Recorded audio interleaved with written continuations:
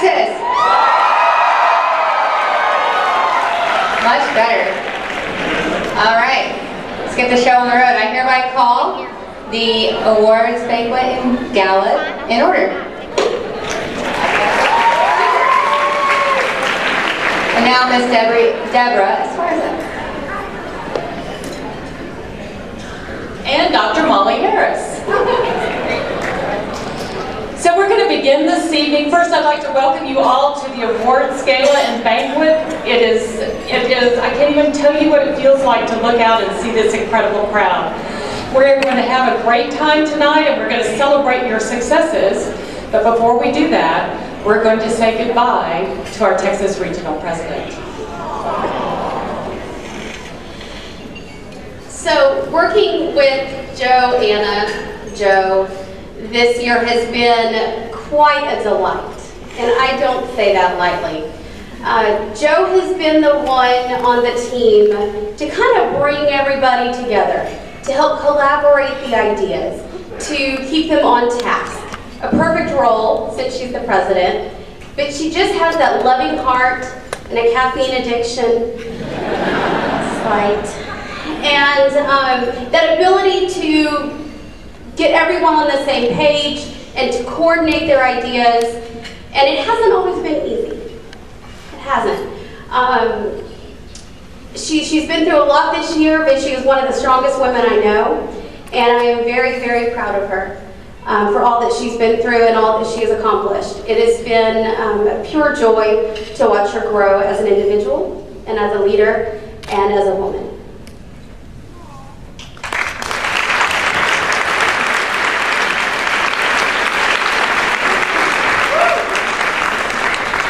I'll have to say that caffeine addiction worked in my favor, because she would arrive on the doorstep early in the morning with a cup of coffee for me at events. And that really is indicative of the type of person that Jo is. She was truly the glue that held this team together. She has an unbelievable heart of service. And the thing that you probably don't know, she alluded to it a little bit this morning, Jo's past, what she has been through, is, the majority of us will live a lifetime and never experience what Jo has been through.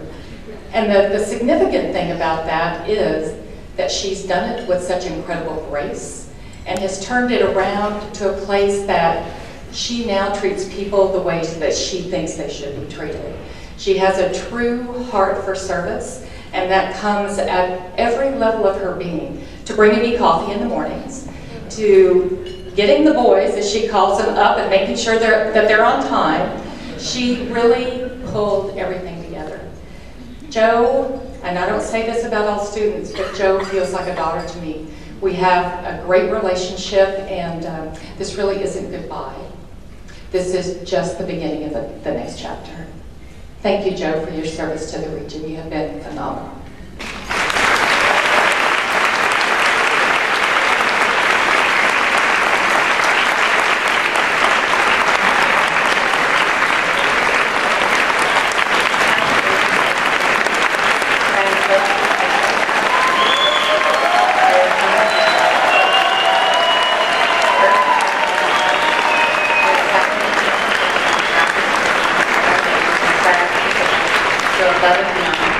Thank you for making Texas the best region. To my chapter, thank you for your support and your uncanny dedication to the Texas region. Knowing that all of you have had my back no matter what has really meant the world to me. And to my two awesome advisors, Mary Coles and Dr. Reed Peoples, thank you for helping me get to where I am today and for all of your hard work you both put into the success of our chapter. Phi Theta Kappa really couldn't ask for two better individuals to inspire us members to do our best. Next, I have to say thank you to some very special people in my life. Avery Seagrass, Daniel Chitty, and Garrett Stoss. I honestly couldn't ask for three better friends. Y'all have been with me since the beginning, so thank you for your encouragement, your friendship, and your faith in me. The Texas Regional Board, y'all are truly amazing.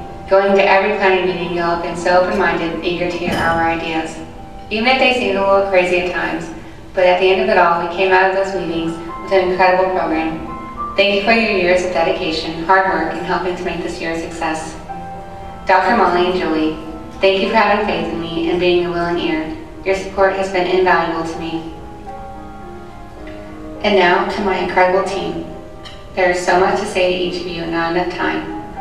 Jesus, the quiet and wise one, thank you for bringing the creativeness to our team. You have incredible potential, and I know you will continue to do great things, and I can't wait to see those great things happen for you. My roomie Stacy, you are a very special lady and hold a very special place in my heart. Thank you for all of our late night talks and being there for me through some very difficult times this year. Ms. Ashley, I can always count on my fellow redhead to lift my spirits. Your energy is infectious. Although you can fall asleep just about anywhere, you are like a little sister to me. Bree, aka Miss June Carter, thank you for always being willing to be the team's note taker and getting so excited about everyone's ideas. Also, thank you for always willing to lend your ear, and please never stop singing no matter what. You have a voice of an angel, and you, my girl, are meant to go great places. And last but not least, our little George. I know I can always count on you to lighten the mood, but seriously, you are a true gentleman. I know a lot of people don't know this about you, but underneath all that silliness, there is a genuine teddy bear. Thank you for always making sure I was okay.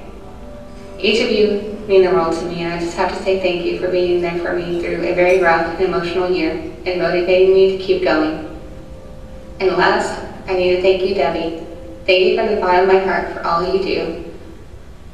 For our team, the region, and especially me. There are very few people in this world like you, and you are one of God's angels on earth. I truly believe that. Your leadership, passion, and guidance has helped me push through, and you have made my year very special. You are my superhero. Thanks to all of you, and I know this coming year will bring even bigger and better things.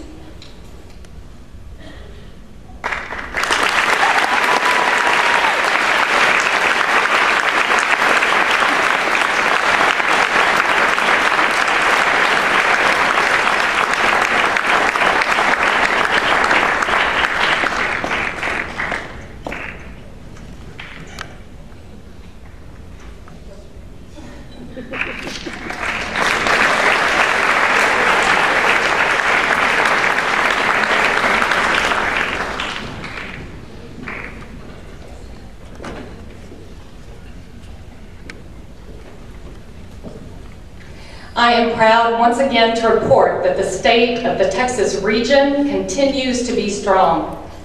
Dr. Dwayne Hood, our regional comptroller's careful planning and oversight on our budget makes it possible for me to say that the state of our finances continues to be excellent.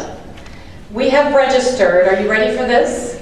511 individuals for this awards gala, from 51 chapters, 7 alumni chapters, and 1 chapter, 1 member from Kansas. Eric Martinez. Eric Mueller.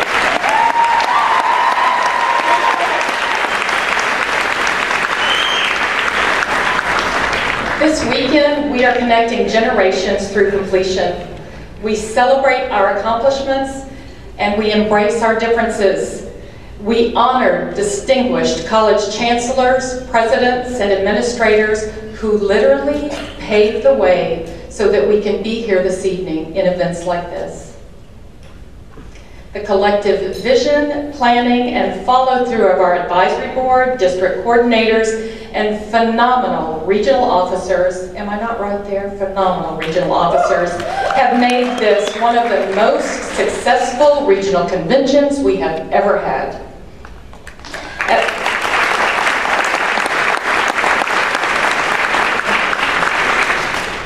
As I reflect upon our history, I repeat exactly what I said last year. I cannot help but think of how this great region has grown from its beginnings. There are individuals who have gone before us, whose vision has now developed into this amazing Texas region. Our beloved Dr. Mary Hood, who found such joy in your success, who absolutely loved this night. Just look around this room, Texas. She would be so incredibly proud of you, as am I. As I stood on the stage last evening looking over the crowd, I experienced one of those moments. You know what I'm talking about. That moment where everything stands still and you can see all the faces in the room. You'll remember exactly what you were hearing. That moment that's absolutely frozen in time. In fact, that moment was so poignant for me that I asked Tracy Dell to come take a picture because I didn't want to ever forget what that looked like nor what it felt like. What struck me most as I looked out on the crowd was the promise of possibility. This evening and this event began as nothing more than an idea, a little seed, a possibility. But your officer team felt very strongly about their idea, and frankly, they have worked very, very hard to make sure that it came about tonight. That small idea came together and became an amazing evening, filled with laughter and music. Was that music wonderful? And fellowship.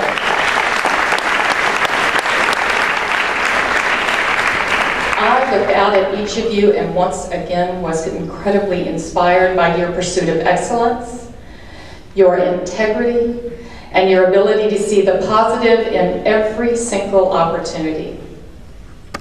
But even more than that, your resilience, your ability to persevere and choose the high road, your ability to make the right decision in the face of very, very difficult choices.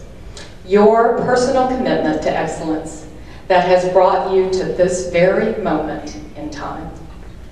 The possibility that lies before you is absolutely amazing. We heard from our speaker this morning that the decisions we make are forever a part of who we are. So Texas, choose wisely. And that is exactly what your regional officer team has done this year. You have been led by a group of individuals who chose to serve altruistically. They epitomize servant leadership. And believe me when I say that the road has not always been easy for them. There have been a lot of bumps and a lot of hard times. Some of them have had an incredibly difficult year, but you never knew that. They chose to serve you with all of their hearts. They recognize the importance of moving beyond themselves to serve the greater good. They understand that it is not just what they have done, it is how they have chosen to do it. So on your table, you're going to find a small little green kind of half marble. Green to support our year-long completion effort, T4C4, Texas for Community College Completion Corps. Please place it in your pocket or place it in your billfold or your purse to remind you of the experiences that you have had here this weekend. Your vision can turn into reality, and when you choose the path of honesty and integrity, that is what becomes a part of you. That's who you become. Just as our advisors do, many of our advisors do on a daily basis, let that little green half marble remind you of the possibilities. Choose to complete. Choose to follow this path. So here we are. This is a magical night filled with joy and celebration. For some, success beyond your wildest dreams. For others, that very first glimpse of possibility. But now, it's time to get this show on the road. Thank you, Texas. Thank you for the privilege of serving you. You've heard me say this many times, that a program like this is a mere suggestion. And the very first thing I'll do is deviate from it this evening. So, you know you can count on that for me.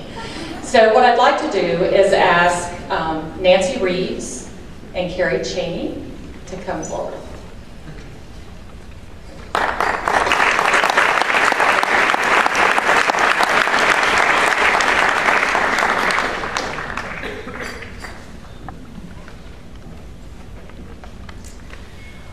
Before I begin, I would like for two people to make their way toward the stage, and they do not know that I'm about to recognize them. I would like for Laura and Mark Dupree to come forward, please, and stand with me.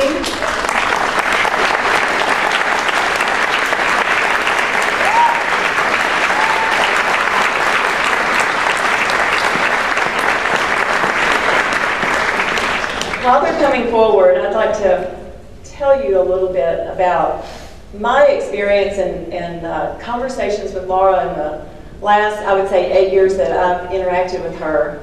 I'd always heard about Laura Dupree.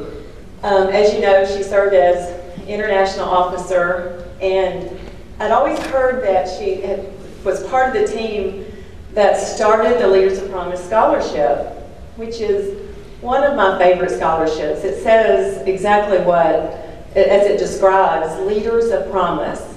It has been 13 years, and it's just one of our most successful scholarships. As a matter of fact, this year, the Coca-Cola Scholars Foundation called us and said we'd like to up the amount of money that we're putting toward Leaders of Promise, increasing it to support veterans and those in military service. And so you'll find that on our website now. It's brand new news. But Laura was part of the team that started that. Then I'd heard about Laura, as I was saying, and so I was going to the Honors Institute at Wheaton College, so we're talking 7 or 8 years ago, and I wanted to seek her out and just sit with her and talk with her, brainstorm with her, and just get some ideas from her, as from an alumni perspective, from an advisor perspective, from a member's perspective, all the roles that she has played. And so I remember sitting in the cafeteria with my pen going at 90 miles an hour, because her brain goes about 90 miles an hour, taking notes on things and then taking them back and trying to implement as many of these ideas that she had shared. Then Laura, as you know, or maybe you don't know, she received the Phi Theta Kappa Board of Directors Alumni Achievement Award, which is given at convention, and she received it the year we were in Seattle. And with that comes, she has to address the audience or the crowd that's at the banquet. That's on Saturday night when you all are at your own banquet. We have the Alumni and Friends Gratitude Banquet. So she addresses the crowd. And in her speech, she has given a good number, I'd say 8 to 10 people, a key to put around their neck or to hold. And those individuals that she had given a key to, no one knew this, that they were people that who had been in her life that had opened doors for her. And so in accepting the award, she turned it around and focused on people in the audience that had served her, that opened doors for her. And it wasn't about her receiving an award, and it was about those helping others and paying it forward, which I think is what Laura Dupree and Mark as well with her embodies Phi Theta Kappa. So I want to recognize them today for something that you don't know that they have done, and that is that they have joined the Phi Theta Kappa Athena Society. And what the Athena Society is for those individuals that have identified Phi Theta Kappa in their will or their estate planning. And we know that is when you're long gone, that is something that will live on forever. It is something that they don't want to be recognized for it now, but I'm recognizing them now for what they have stepped up to do. I would like to thank you publicly and recognize you for all your service, but for stepping forward in this unique way that most of you don't know about, but because we're here, I want to do that, and I thank you.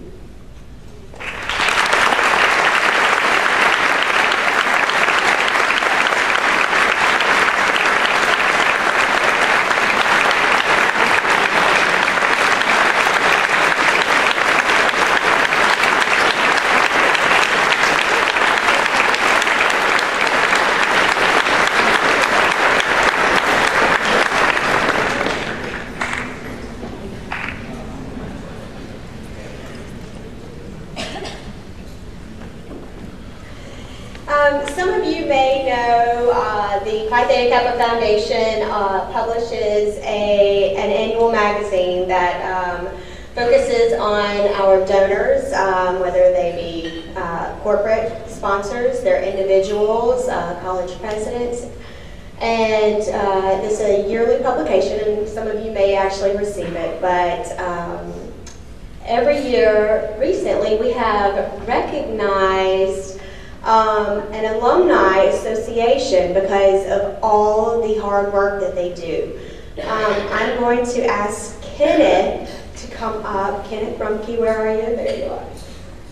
Please come up here. This year we are still in the process of publishing our Visionary magazine, but this year we have highlighted all the hard work that the Texas Regional Alumni Association does.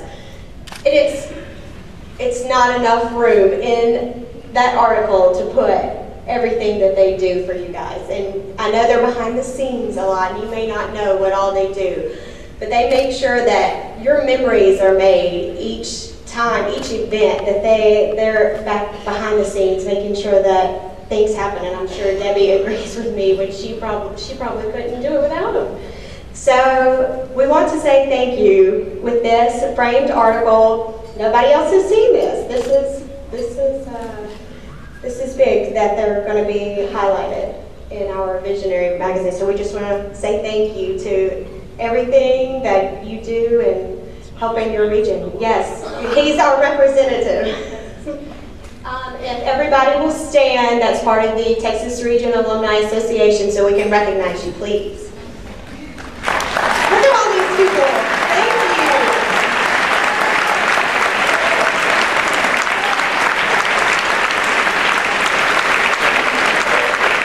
Please keep doing what you're doing.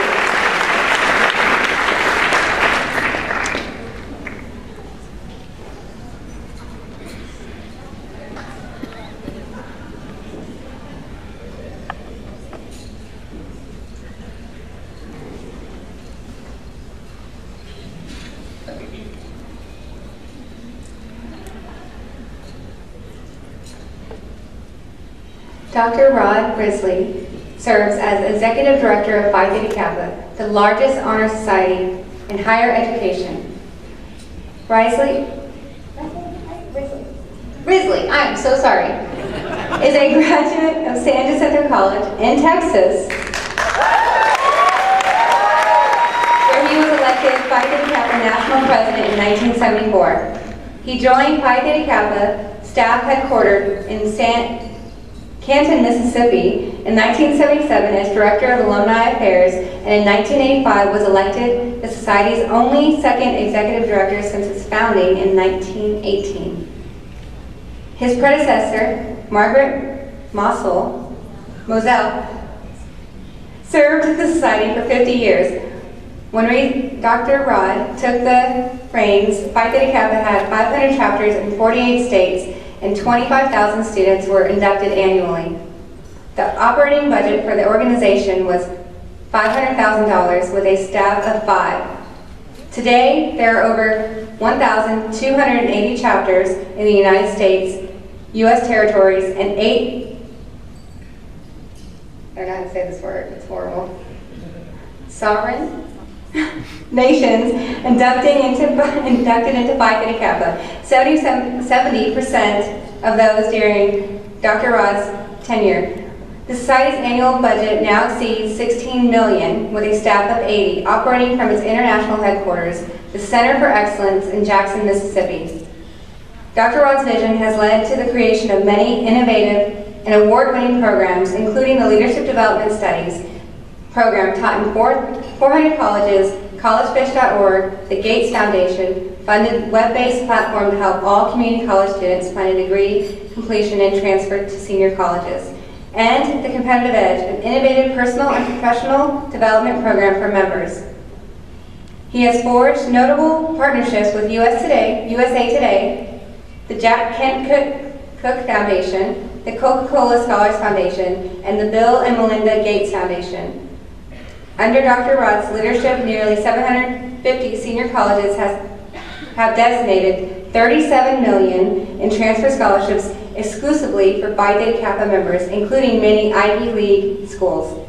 In 2010, Dr. Rod, along with the CEOs from the 5 leading national organizations in community college arena, American Association of Community Colleges, Association of Community College Trustees, National Institute for Staff and Organization Development, Center for College Community College Student Engagement, and the League for Innovation made history by collectively signing an agreement, Democracy's Colleges, a call to action, committing to increase the number of community college students completing a degree or credential by 5 million in 2020. Dr. Rod conceived and developed the development of C4, the Community College Completion Corps, students helping students complete college, and participated in the first ever White House Summit on Community Colleges. Since then, he has presented at numerous conferences throughout the U.S., Canada, and England, and the Caribbean on the importance of credential and degree completion. Dr. Rod recently served on the 21st Century National Commission on the Future of Community Colleges, which issued their landmark report, Reclaiming the American Dream. He now serves on the steering committee for the 21st Century Initiative Implementation Team, in addition to serving as co-chair and member, respectively, of Faculty Engagement and Leadership Development and Community College Completion Commitment Implementation Teams. He serves on the AACC Commission for Academic and Student Development and is recipient of the AACC's Distinguished Alums and National Leadership Awards. Dr. Rod served 2 terms as chairman and the Mississippi Humanities Council. In 2013, he was appointed to serve a 3-year term on the National Advisory Board for the Center for Community College Student Engagement. Dr. Rod earned a BBA from Sam Houston State University, MBA from Millsaps College, PhD from Mississippi State University, and has been awarded numerous honorary degrees. Texas, please help me in welcoming Dr. Rod Risley to the stage.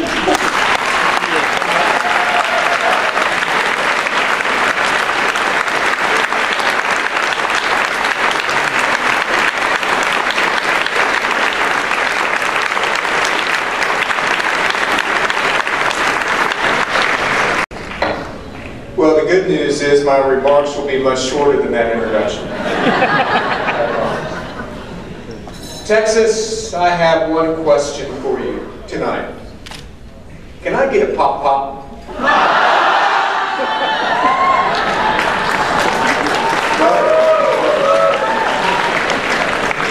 Didn't know what a pop-pop was until I stepped into the room tonight. Gosh, it's hard to believe. I was sitting there thinking, and 1974 was my first Phi Theta Kappa Texas convention. And I thought, oh, that's 30 years ago. And you know, my math is not real good. 40 years ago. My goodness. We certainly didn't have the crowd that we have here today at that time. We certainly had a good time, but we didn't have the crowd we have here. So it reminds me of what Debbie was saying in her remarks about how we stand on the shoulders of those who come before us. Cliff Wood, who served as regional advisor for Phi Theta Kappa. Dr. Mary Hood, who came after. And now, Debbie. And what she has done, I'm so proud, and I spoke about earlier, is that how wonderful it is that we had somebody with Debbie's dedication, with Debbie's skill, with her talent, who made sure that when we lost Mary, that Phi Theta Kappa in the Texas region would not only continue its road to excellence, but it would get even better. So Debbie, thank you.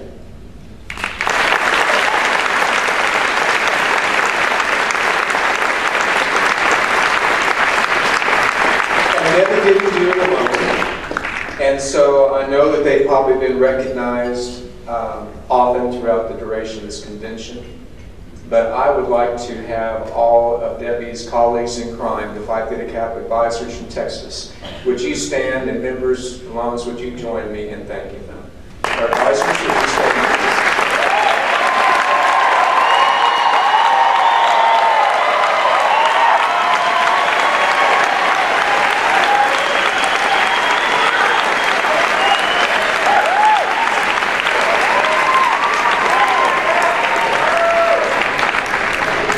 I'm here tonight for one reason, really, and that is I made a promise to your regional coordinator.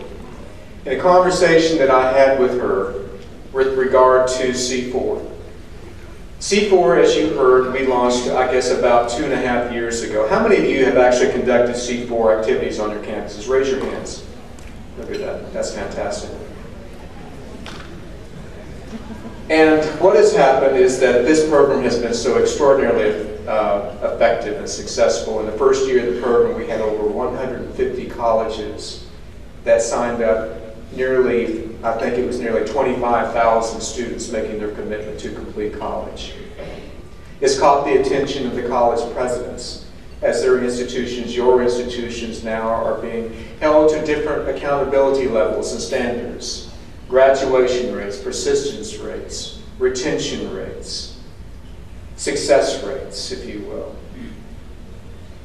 And the reason for it is this, for those of you who do not know why we have C4 and why this college completion initiative is so important, I'm going to say it very briefly. When we had the meeting of the 6 national organizations back in 2010, this is what we found. That the United States had fallen from number 1 to number 16 among the industrialized economies of the world with a percentage of its citizens with a higher education credential or degree. Up and through World War II, when America's middle class was growing and where the American dream was being lived, the United States was number 1.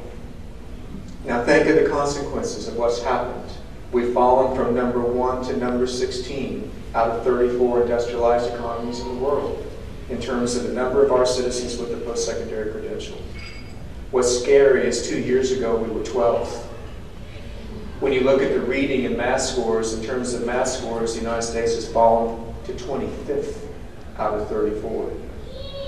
When you understand that we live in a global economy, we have all these emerging economies around the world who are rising to higher levels, and quickly, while the United States has not only not held its own, it has fallen.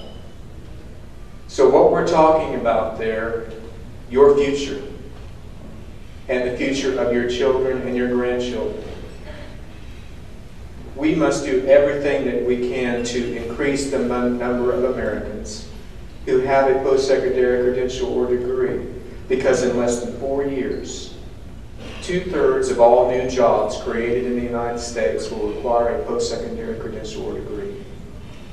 By 2018, when you consider the dropout rate that we have in high schools, and when you consider the white hair that many of us have now and the dwindling numbers in the workforce that there will be, how can we afford to have Americans not completing a credential or degree and have any kind of future and hope for this world in achieving the American dream, if you will, here in the United States? That's why it's important. We've heard tonight that the officers have struggled, haven't we, throughout this year? Well, what happens when you have to drop out during the course of time that you're attending a community college, or if you transfer on and you have to go into the workforce and you're sitting across the table from a potential employer and somebody sitting next to you has an associate degree or a credential and you don't? Who's going to get that job? You know who's going to get the job. What happens if you transfer early? You transfer before you get your associate degree to a university. You know what will happen? You increase the likelihood of never ever earning your baccalaureate degree. And the studies that just came out from the National Student Clearinghouse show a marked improvement in terms of those who actually transfer after they receive the associate degree have a much higher completion rate than those who transfer early. So you have a choice. You can have insurance in your back pocket when life happens, and you can also have a greater likelihood that you're going to complete a baccalaureate degree if you commit to complete first. I'm proud of Phi Theta Kappa for stepping forward and conducting these C4 activities, but we're going to take it to a new level now. We have 25 states where we are launching just what you're launching here. The statewide coordinated effort for C4. And this is what we're going to ask of you. we're going to ask every single college in the state of Texas, every single campus, in the fall of this year to designate 1 week where you are conducting C4 activities and events. 1 week. Everybody operating on the same week. You'll be holding Commit to Complete signings. You'll be holding college fairs. You'll be holding career fairs. You'll be getting students to declare their majors, having their degree audited, make sure they completed all their financial aid forms. But one thing we're going to do different is this. We need the support of faculty and staff as completion champions. They need to understand that you cannot do this on your own, that they have to help you. So what we're going to ask is this. When you make your commitment to complete, and as part of that commitment, you agree to help one other student complete. Once you do that, we're going to give you a champion completion card that we want you to take to a faculty member or a staff member. You go to them and you say this: I know now what it's going to take me to complete college, and I have made a commitment to do everything I can to do that. I cannot do this without your help. Will you help me? And I don't know a faculty member or staff member who's going to say no. But that's not enough. What we want you to do is to ask them to give you 2 specific ways that they will help students complete college. And you gather that information. And we have banners for the faculty and staff, the Completion Champion banner, that they now will sign that will be hung next to your C4 banner. The ideas that they have given in terms of how they're going to help students complete college will be circulated campus-wide. That will spark a conversation among other faculty and staff into how they can help you complete what you start. What we're doing is starting from the ground floor up to build a culture at your colleges that supports completion. We have to do this. Not only for you, but for those who come after you. We need you to not make this just a Phi Theta Kappa event. We need for you to take this idea of a week-long program of activities to the presidents and get their blessing. But we need for you to engage every single student organization on your campus. You get the career tech people involved. You get the TRIO programs involved. All the upward bound programs. You get every single component of the college engaged in this. If we do that, when you think that we have 80 chapters of Phi Theta Kappa here in Texas, you think of the numbers of students that we can impact. It truly will make a difference. This could be your legacy in Phi Theta Kappa. This can continue for years to come. Our hope is that this will be so successful, what you do during your week on campus, that every year the college will begin to take this on themselves as understanding this is essential. Every year we have to help students understand the importance of completing college and what it's going to take.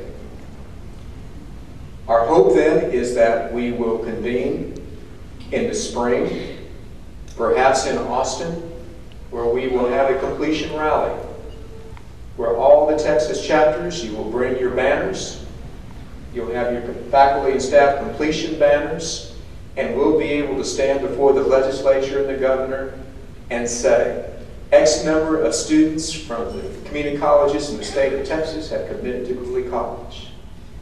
Not only that, X number of faculty and staff have committed to be completion champions.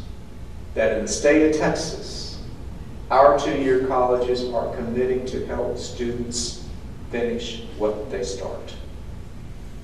And if we do that, we will have done more good for this country than anything possibly we could do at this time.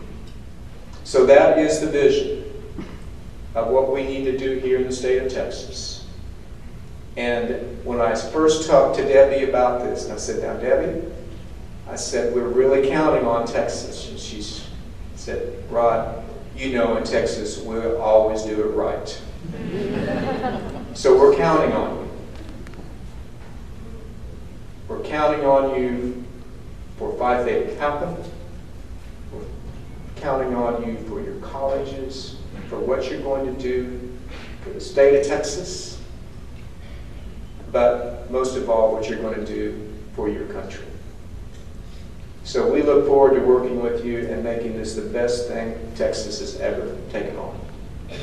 So thank you again for having me, and I'll look forward to working with you personally to make sure that we're successful in this T4C4.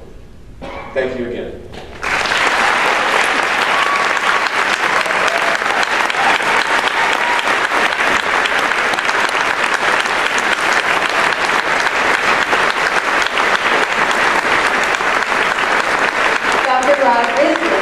We just want to thank you for your support and encouragement and for being here tonight. Thank you so much.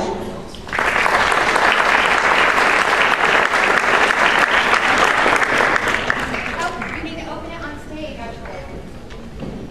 He has to open it.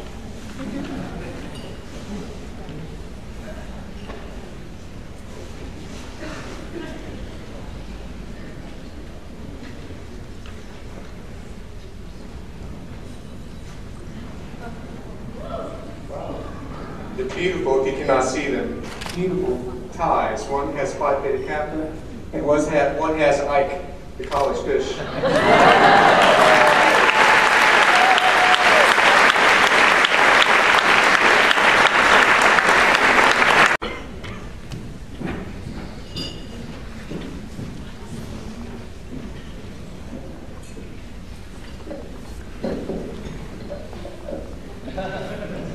No one saw that, it's okay.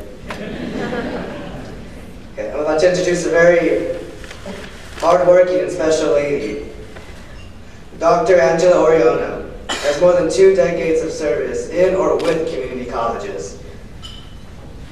She earned a Bachelor of Arts degree in Finance from Simmons College in Boston, a Master of Business Administration from St. Ambrose University in Davenport, and a PhD in Higher Education, Community College Leadership from the University of Texas at Austin.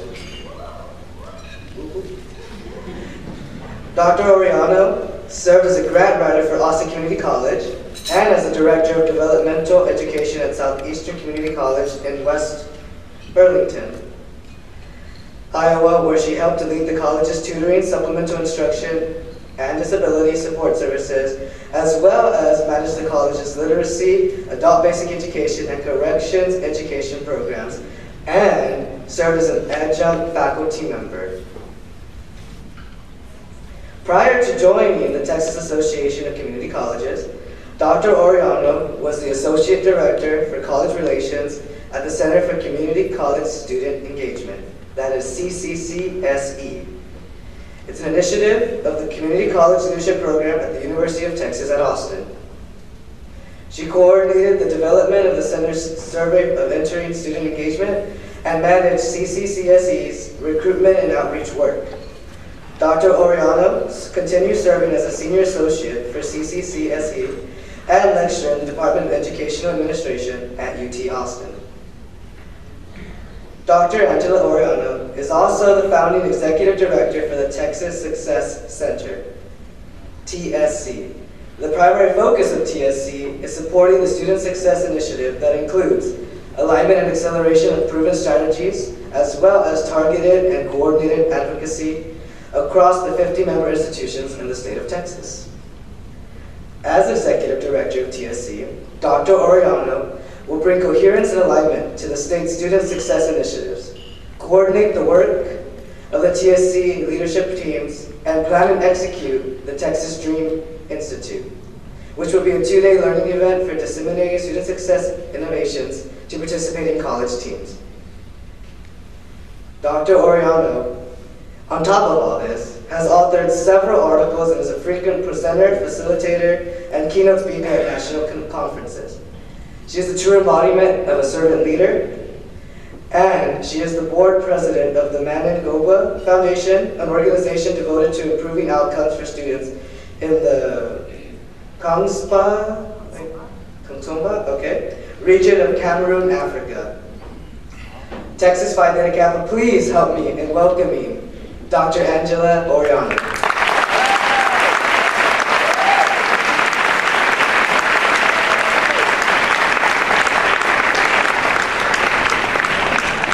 Wow, that was impressive. Good evening. Hello. All right. So, no PowerPoint presentation, very few prepared remarks. However, there is a pop quiz. Are you ready? Okay, so why are we concerned about completion in Texas? I have 4 questions that I want to ask you. Number 1, what percentage of enrollments across the nation are represented by Texas community college students? So, somebody. 75. 1 out of 25? 80%. Work with me. All right, so let me tell you. Texas represents 1 out of 10. 10% of every community college student is enrolled in the state of Texas. Wow. That's a lot. As a matter of fact, community college enrollments in Texas are larger than the cumulative enrollments of the 21 smallest states and the District of Columbia. So what does that mean? It means we have a lot of students in community colleges in Texas. And so what happens with students in community colleges in Texas has a profound impact on what happens in our nation. So let me ask you another question. What percentage of lower division enrollments, so freshman, sophomore enrollments, are represented, this is just in Texas, by community college enrollments? What do you think it is? 50%. 75%. Wow. And when we look at the enrollments of students of color, not surprisingly, it's even higher. So again, I say to you, the success of students in Texas community colleges is critically important not only for our state, but for the nation. How many of you, let me see those advisors' hands again. Put your hands up. Okay, so I'm going to ask you this question, and I know there are some presidents and chancellors here as well. What percentage of students at your college who started last fall are still currently enrolled? What do you think it is? And I'm going to ask the students. 60%. Okay, I challenge you. I doubt if there is a college here where more than 60% of the students who started in the fall are still enrolled in the spring. It's probably more about like 50%. Does that surprise you? That's why this commitment to completion, again, is so critically important. One more question. What percentage of students at your college earn 0 credits in their first term? 45. 20. Wow, it's all over the place. 25.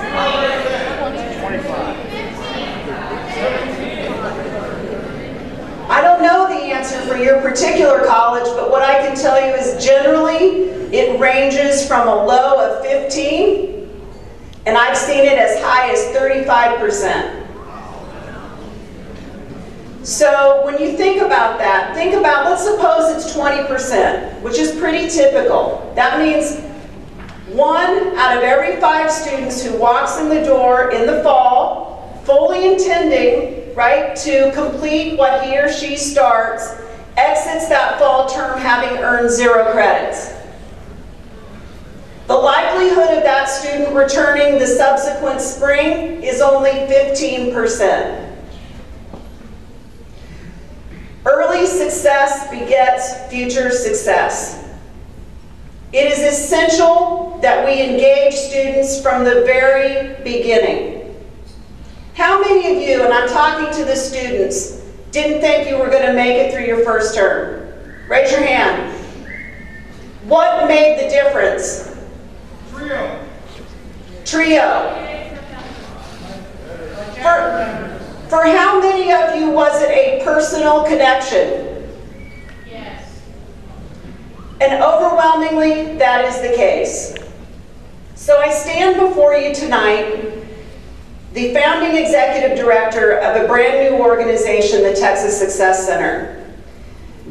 As you heard earlier, the Texas Success Center is charged largely with 3 things. One is bringing alignment to the myriad of student success initiatives that are well underway here in the state of Texas. And there are a lot of them, and there are a lot of them that have done some really, really good empirically based work.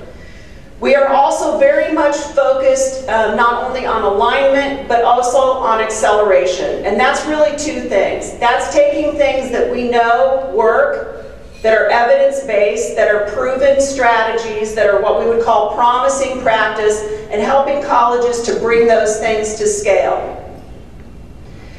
We are also focused on advocacy, both at the state level and at the institutional level, on policies that remove roadblocks for students, but will help them to succeed. So this evening, I would like to issue to you simultaneously a challenge and an invitation to go perhaps a step beyond signing the commitment to complete challenge. And I do encourage you to do that and to commit to helping another student. I'd also like to invite you and your chapters to think about partnering with the Texas Success Center with respect to your college projects. Many of your colleges, perhaps all, are already engaged in any number of student success or student completion activities. I personally believe that students, and in this case, Phi Theta Kappa students, are the most underutilized resource on the war on student nutrition. You are the experts. You are the distribution network that we need to augment our already existing proven strategies. So as you go back to your colleges and you think about your college projects next year, I hope that you will reach out to me. I will be available personally to work with you and your chapters, to work with the administrators from your colleges. I know most of your presidents and senior administrators personally. I would be pleased to help you conceptualize research projects that I think will be incredibly impactful for you and for other students to help retain more students, but also that will help you to learn as you go about your journey at your individual colleges. So again, I want you to know that the Texas Success Center is here for you. We are proud of you, our Texas Phi Theta Kappa students. I look forward to our continued collaboration. I look forward to following your individual and collective progress. Please let me know, advisors and students, if you are interested in partnering with us. I believe that we have the possibility to create models for using students, again, in our efforts to increase student persistence and student retention and ultimately student completion. I believe that Texas can lead the way, and I will be happy to partner with you, and I ask for your help in doing that. Thank you.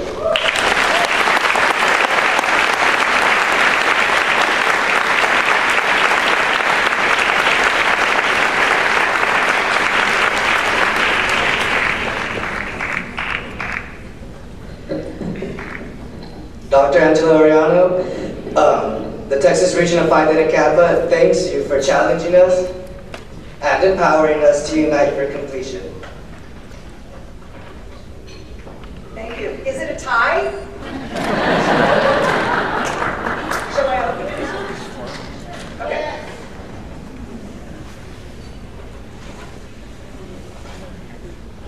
It's great when you get stuck, right?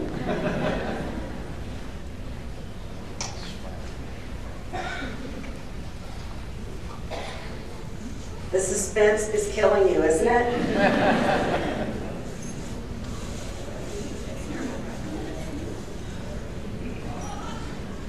Ooh, you probably can't see it, but help me. Help me.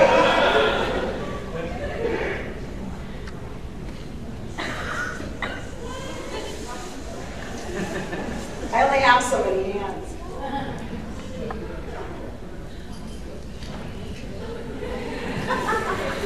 Thank you very much.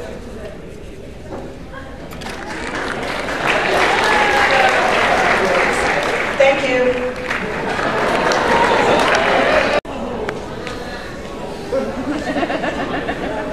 Suspense is killing you, right? Okay, so you'll have to walk by and talk to her about your college project and what you're going to do for completion, and she'll show you what she got. How about that?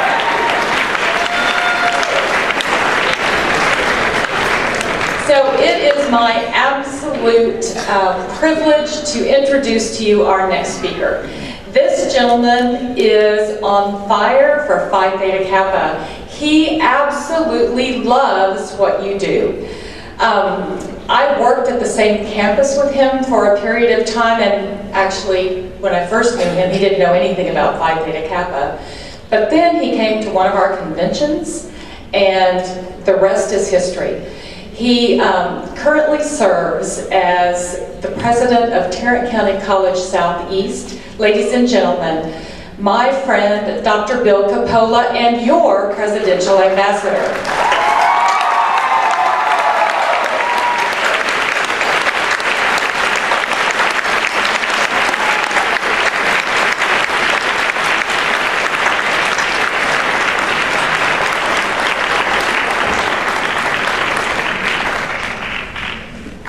I just showed the students at my table a picture of me with a beer.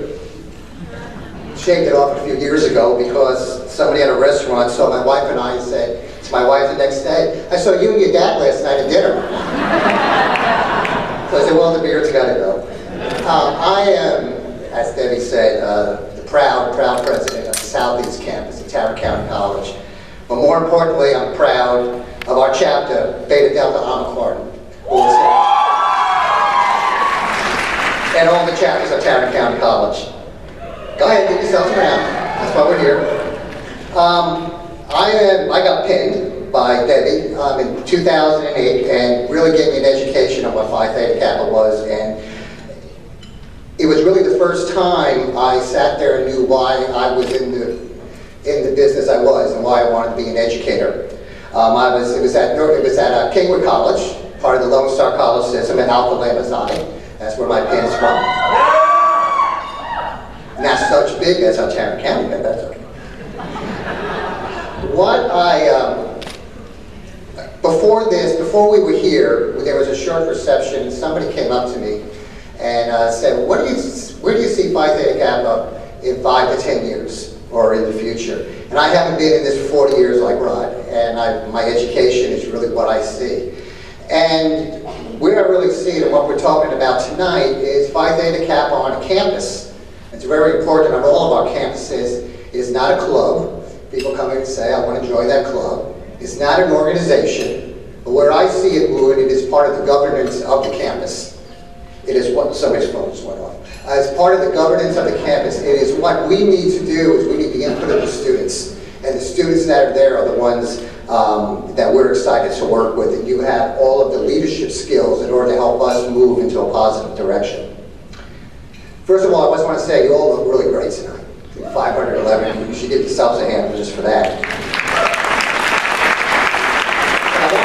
What I'd like to do is have the folks in the audience, out of the presidents, the advisors, and the faculty members, to give a hand to the students that are here, because it's because of you is why we're here. You remind us every day why it's important to be in education, and you're really a beacon for us to do our job every day. So let's give the students a hand from our side.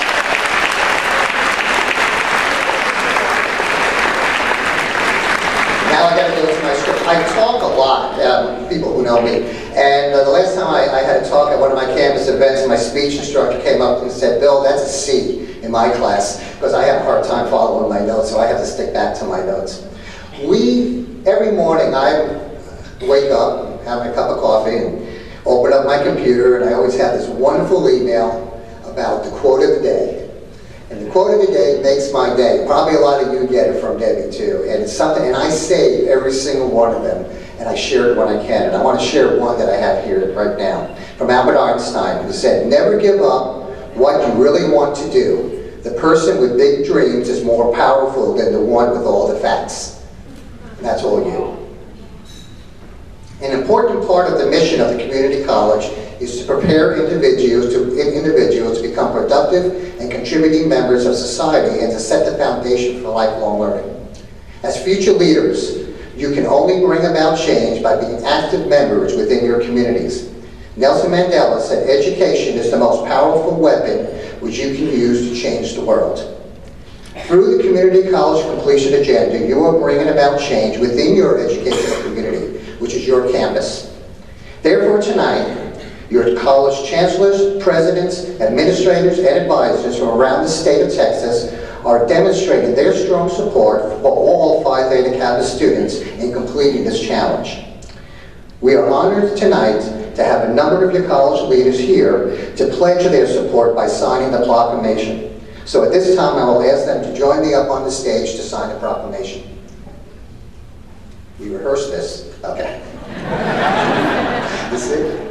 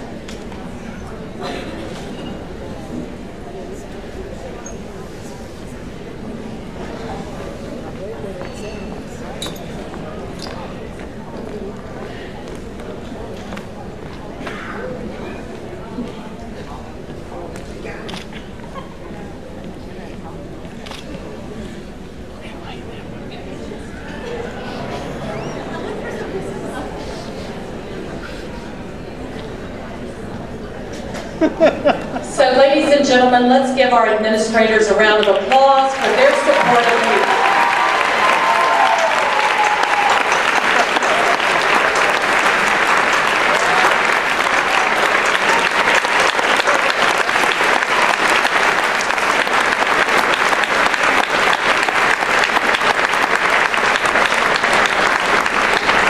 You could not have a a better champion for this project in the state of Texas than Dr. Bill Coppola. Bill, thank you so much for paving the way for this.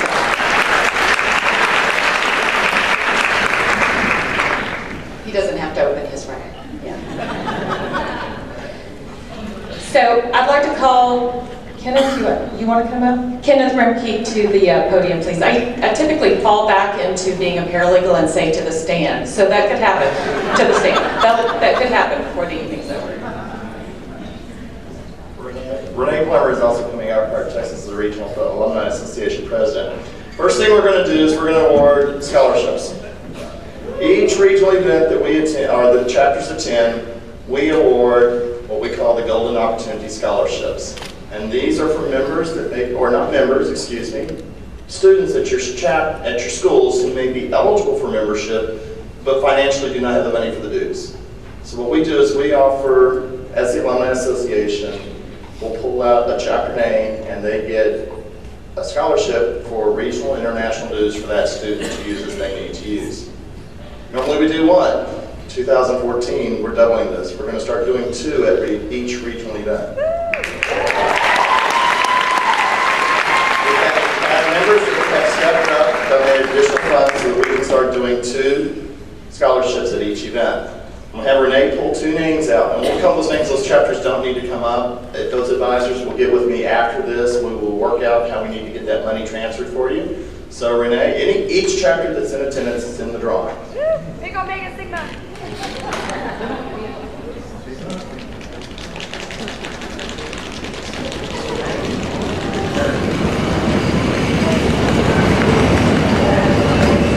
The first one is going to El Paso Community College. And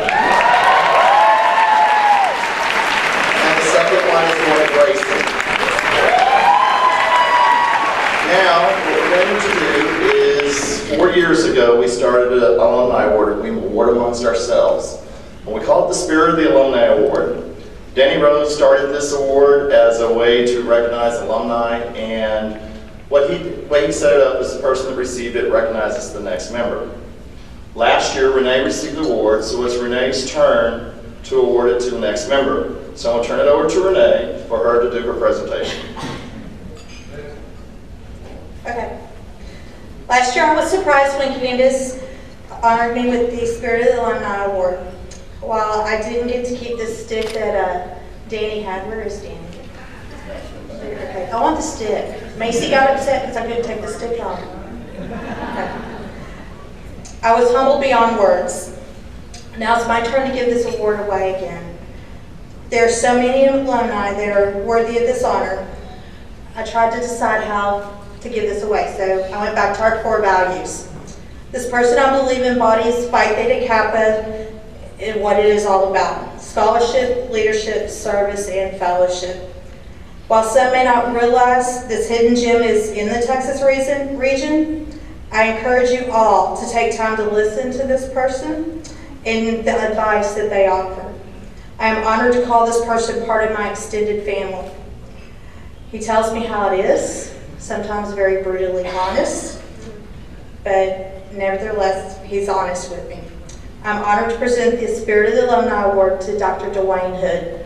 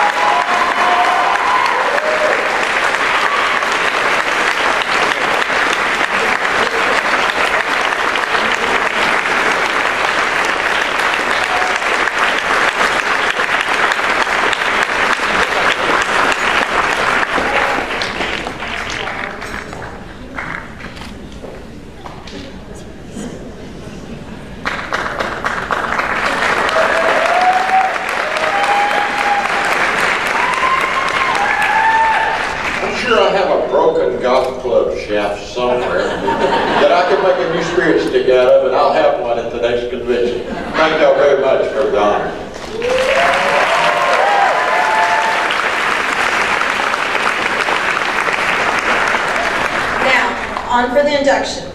Would all the inductees of the Texas Regional Alumni Association please stand? You can stand where you're at. Raise your right hand and repeat after me. I state your name. Do solemnly promise on this first day of March 2014 to uphold the standards of Phi Theta Kappa and to make this object and aim foremost in my mind. And I do solemnly pledge allegiance to my fellow members and promise to aid them in all worthy endeavors. Congratulations, you can be seated.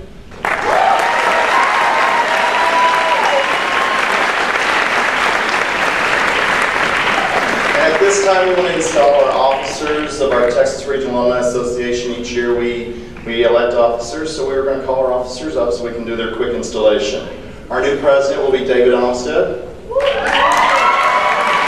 Our president-elect is Julie Fredner. Our secretary is Candace Eldridge. Our historian is Desiree Lipscomb. Our District 1 rep who's not here is Darcy Transtead. Our District 2 rep is Laura Emery. Our District 3 rep is an appointed position because we had an open spot, and this is someone who was just inducted, and as soon as their membership, they will become our District 3 rep. It's Destiny Mullins. Our District 4 rep will not be here, but it will be Justin Medlin. Our District 5 rep is Jenny Palmer Lee. And we have 2 members at large. One is elected in the odd years, and that is Brenda Spagnoli Wilson. And the member at large elected in the even years is John Belzano.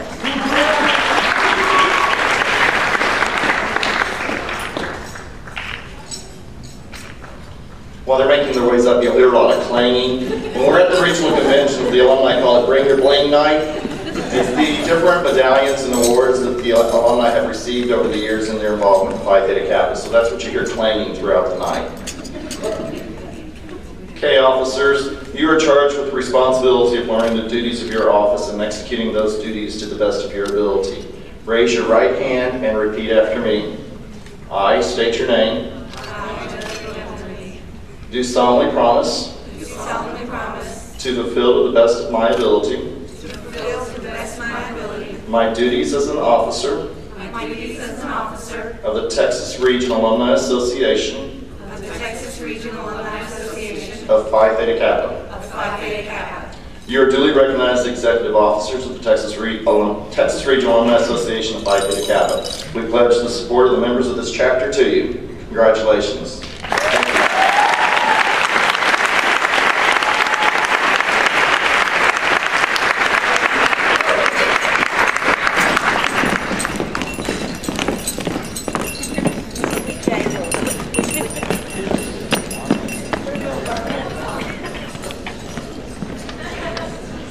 All right, ladies and gentlemen, it's time to begin the awards. Are you ready?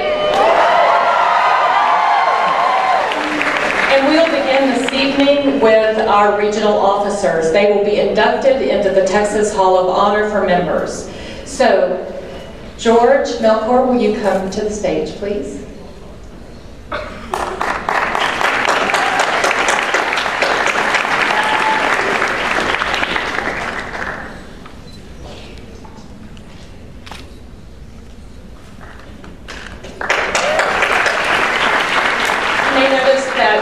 Not here. Bree started her job this week. She worked on Thursday, came here on Friday, working again today, but she ought to be rolling in any minute, and we'll stop and award hers at that time.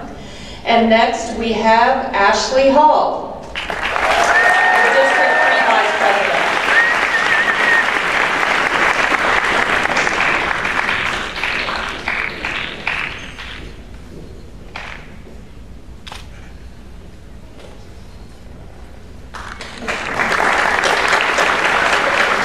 From District 1, Jesus Manuel Tovar.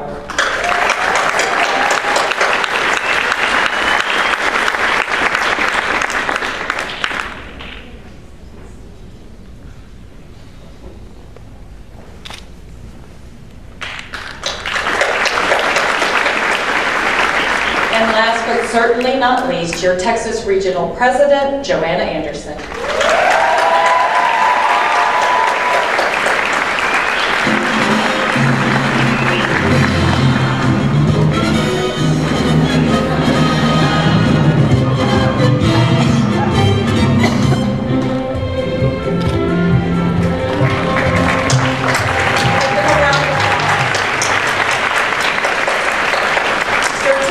Regional leadership team.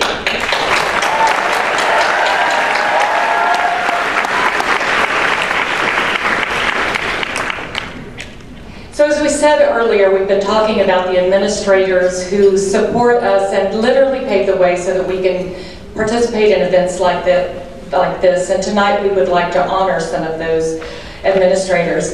Unfortunately, there were a lot of conflicts within the community college world, and some of them aren't here with us. So what I'd like to do is, when I call their name and what school they're from, if one person would come up and accept the award, that would be great. And the first is it's the CEO Hall of Honor in the Texas region. And the very first gentleman that is to be inducted this evening is Dr. Wright Lassiter Jr. He's the retiring chancellor from Dallas County Community College District. Would someone from Cedar Valley College come up and accept that award, please?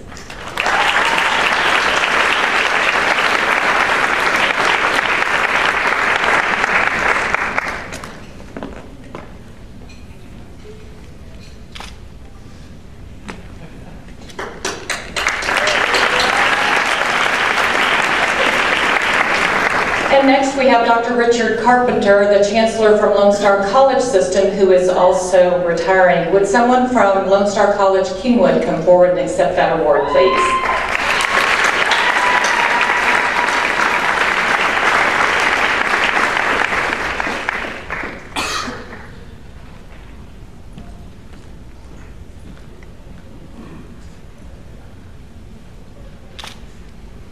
And we have Dr. Susan Carr. She is the president of Lone Star College Tomball, unable to meet with us tonight. Would someone from Tomball please come and accept the award?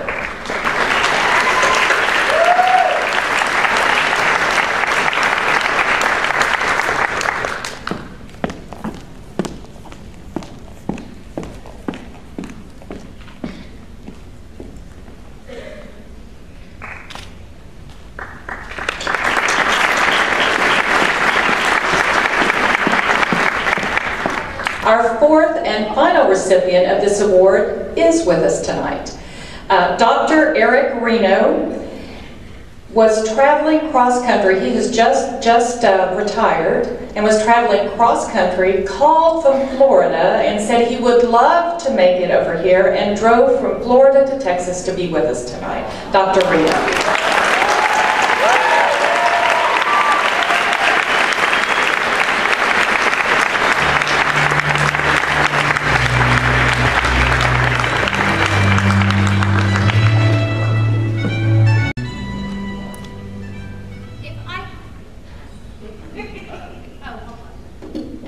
Hi there. If I could get District 4 Coordinator Laura Dupree to join us on stage. We're now moving to the Administrators Hall of Honor.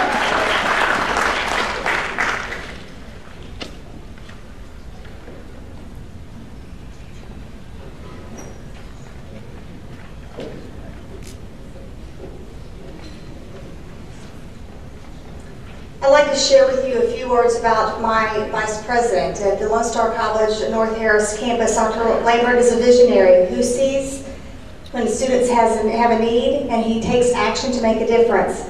He also goes above and beyond in empowering his Phi Theta Kappa students. In fact, I'd like to share something that started over 6 years ago. You see, there was a vision to take our students to headquarters so they could be trained over the summer. And during that time period, they met with Dr. Risley. And Dr. Risley shared that one day there would be an initiative. We didn't have a name back then. We now know it as College Fish, where every single student would be able to enroll about scholarships. When we returned to the campus, the students shared with Dr. Lambert, and he said, well, tell me what we need to do.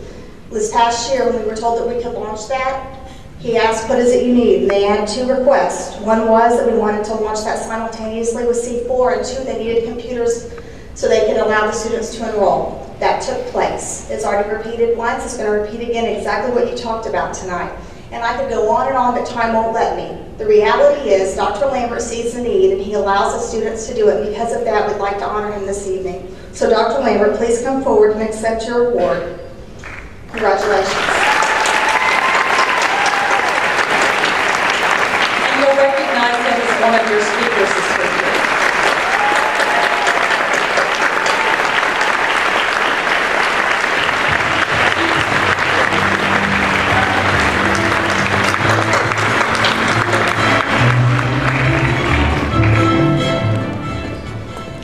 Your next administrator entered into the Hall of Honor is Adrian Rodriguez, Tarrant County College, Trinity River.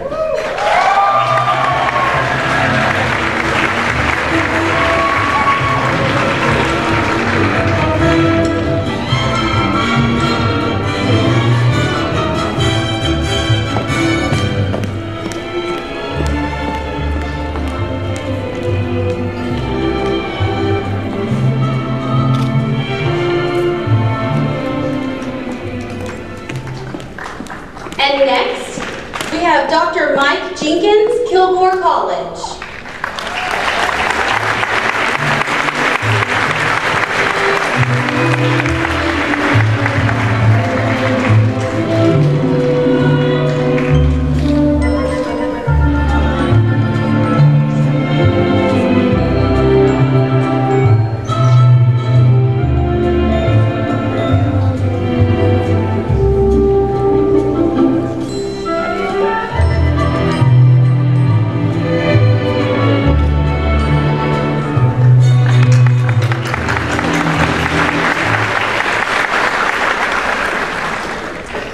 Our final administrator being inducted into the Administrator Hall of Honor is Dr. Terry Hockenbrow from Collin College.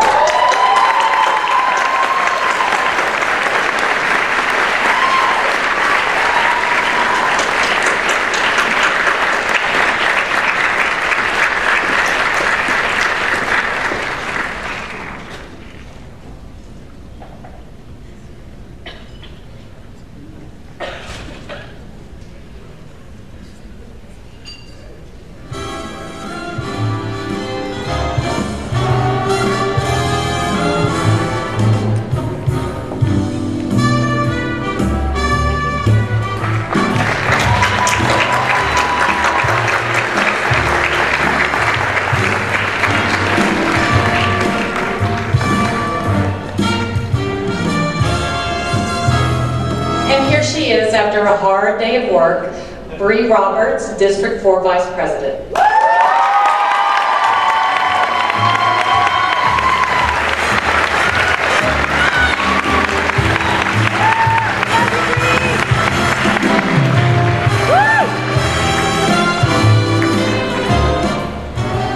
Our next category is for the Tejas Award nominees. We awarded the Tejas last night to Jeremy Coe. You might remember his inspirational words at the end of our presentation last night. And these individuals have been nominated and will receive the Friend of Texas Award.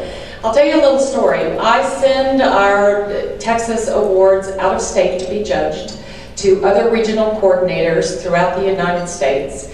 And last year I got a call that said, I don't know how in the world you can choose a winner. He said any region in the United States would be thrilled to have the support that the chapters of the Texas region have. So these people are incredibly, incredibly important to us, and they're the ones that help us do what we do. Our first award goes to Dr. Chase Mapkin, nominated by the Omicron Psi Chapter of Grayson College.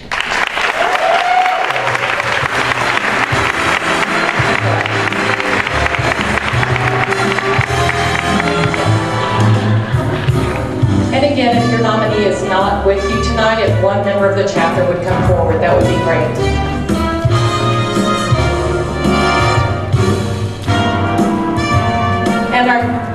And our Our next nominee is Dr. Jean Ranaseski, nominated by the New Upsilon chapter of Alvin Community College.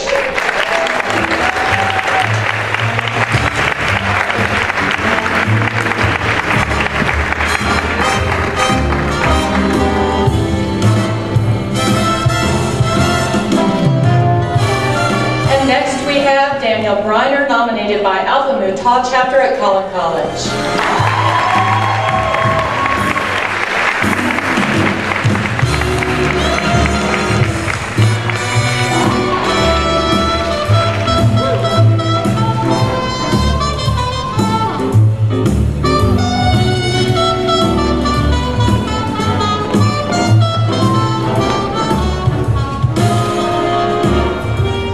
And next, Robert Brizard, nominated by the Phi chapter at Weatherford College.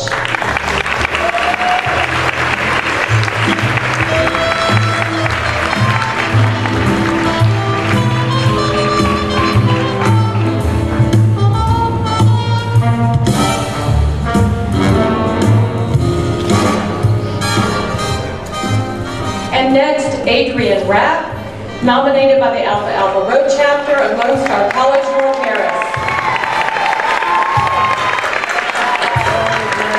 And we have a winner in the house.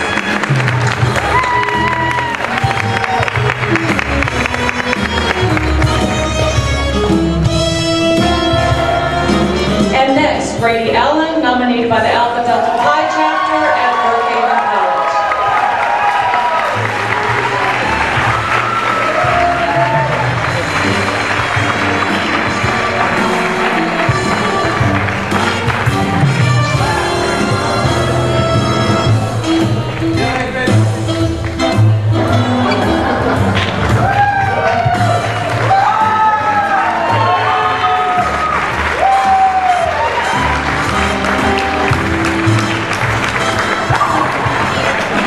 And next, Rita Armstrong, nominated by the Psi Kappa chapter at St. Philip's College.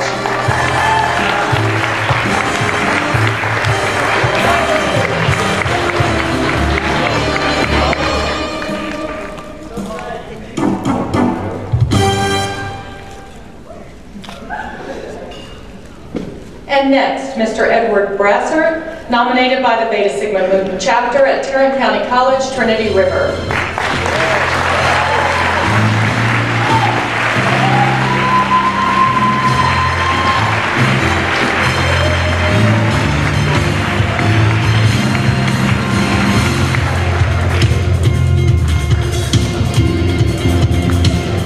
And next we have John McCullough, nominated by the Alpha Mu Chi chapter at Northeast Texas Community College.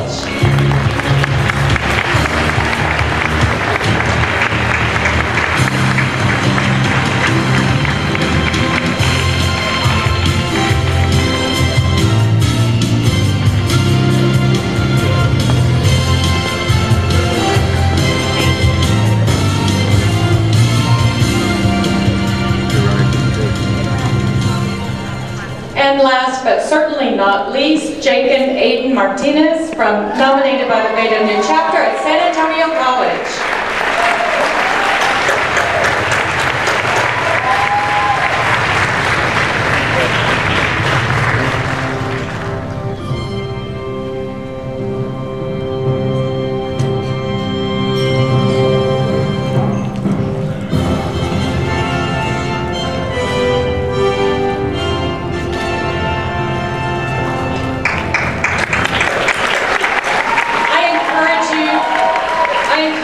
Find a way to recognize these individuals on your campus and honor them for the support that they have given you. Let's give them all a round of applause.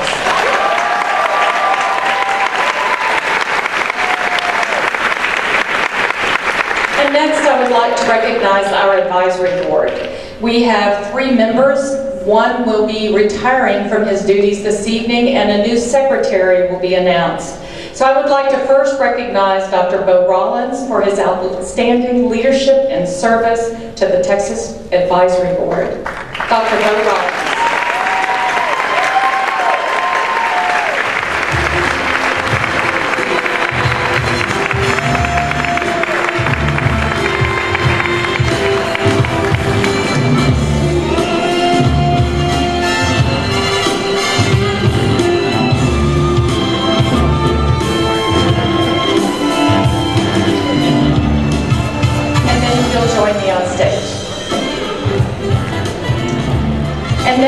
have Dr. Molly Harris. She served as a member of the advisory board earlier this year, yes. And for her outstanding service and dedication to the Texas region, Dr. Molly Harris.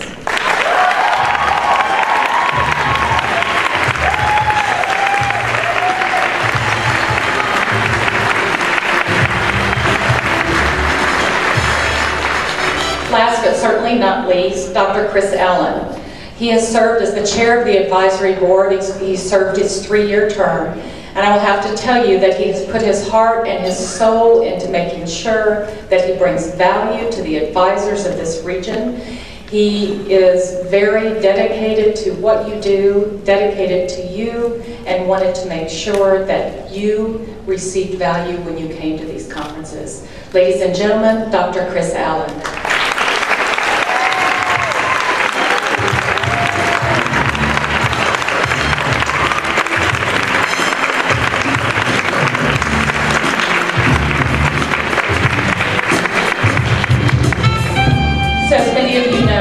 Dr. Molly Harris has moved into the position of Associate Regional Coordinator, leaving a vacancy on the board. And Mary Ellen Young has accepted an interim position to fill that vacancy. Mary Ellen, would you join us on the stage, please?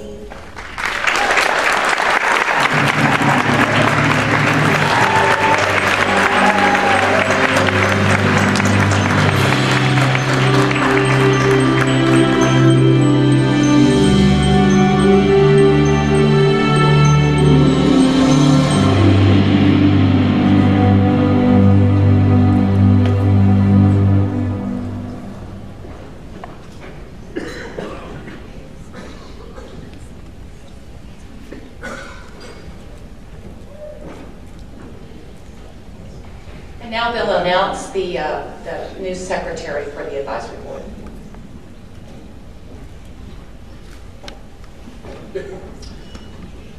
Every spring regional convention, we host elections for a new secretary to serve on the advisory board for the Texas region.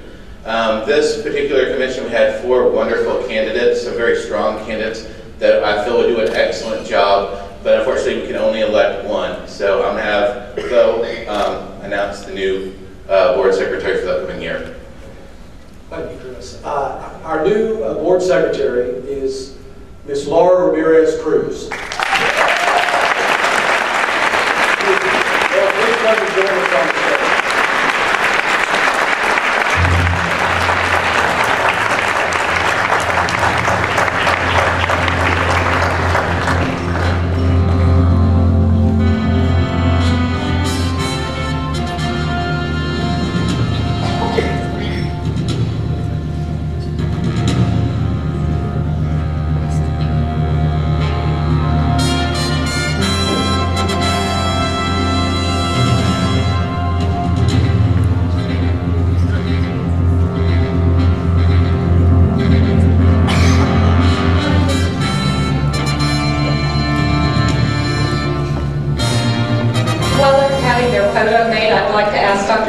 To come forward, please.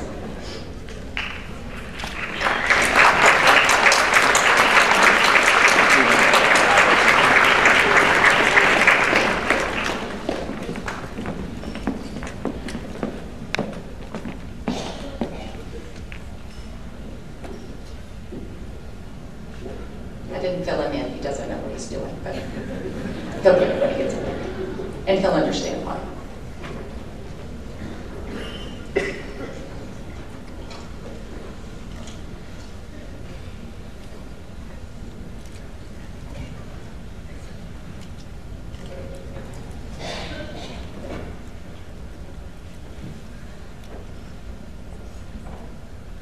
I'm surprised that I'm doing this, as she just indicated, but it is my privilege to recognize 2 people who serve as alumni of the Texas region and who have done yeoman service for the region in the past year. Either they have served the region to a great extent or they have distinguished themselves by their efforts outside the region. And that is the case with the first young man, I'd like to recognize Mr. Mike Navarra, student at Cornell University, Ithaca, New York.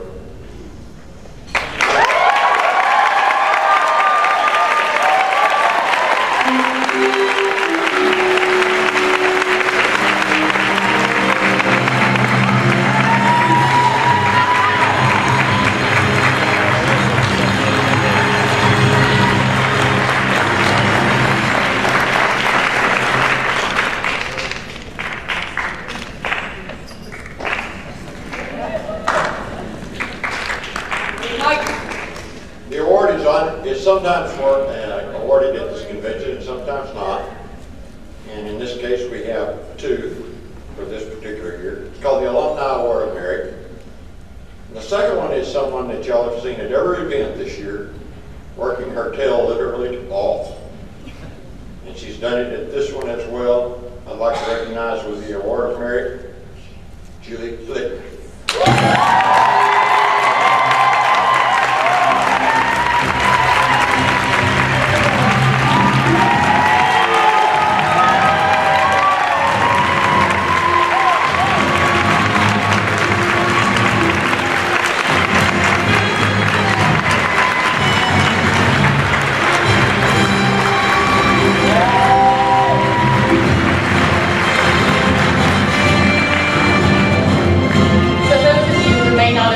And didn't hear me say it, when Julie, she was a regional officer last year, and when she finished her year of service, she said, what can I do to help? Well, she not only has stepped up to help, take a look at that program. She's the one who designed that program.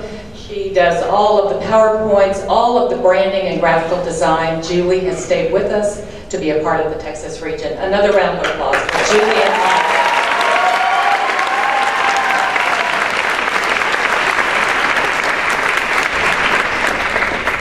Our next award category is for inductees into the Members Hall of Honor. Our first recipient is Fernando Rodriguez.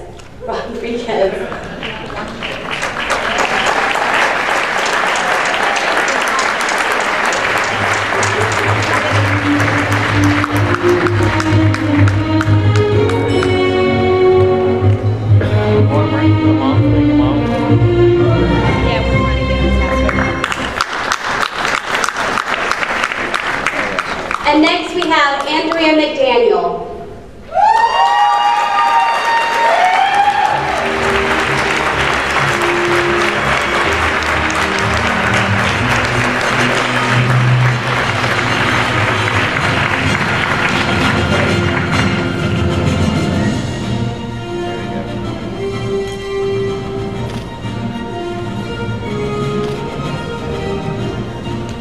Janice Hitchcock.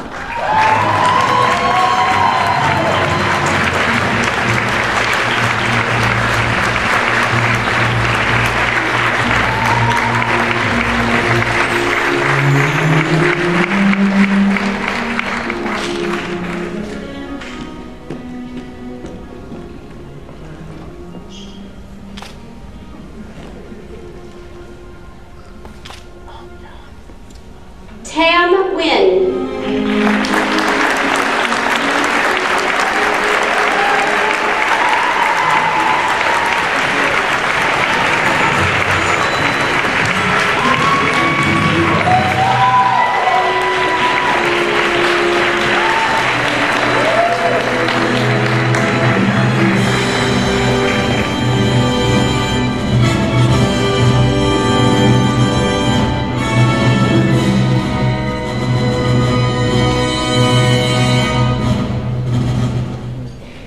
Next we have Zara Shihabuddin.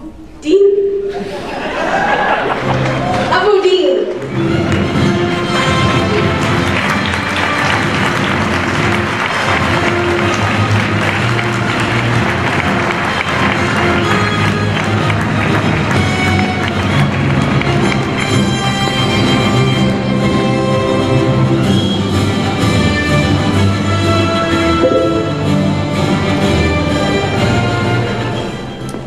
Yesenia Acevedo.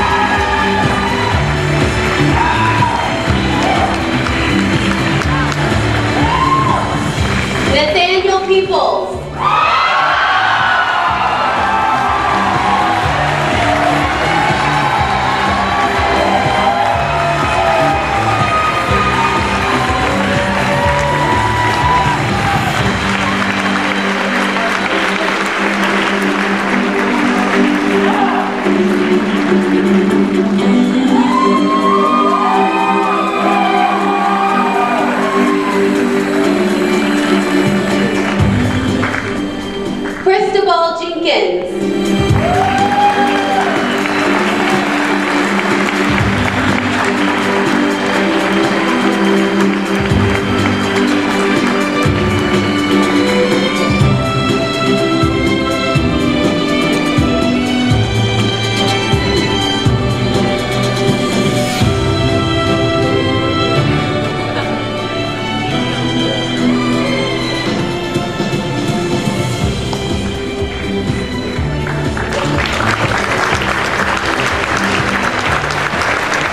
William Howell.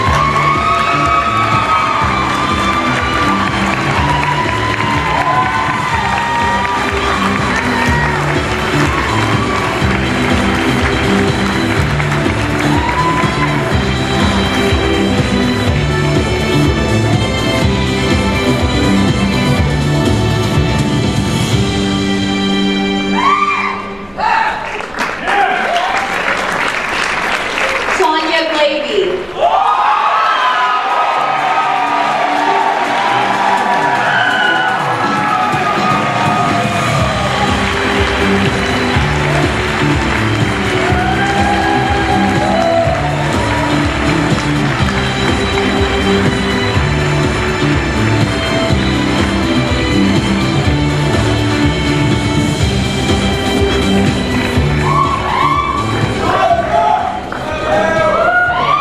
April Tochi.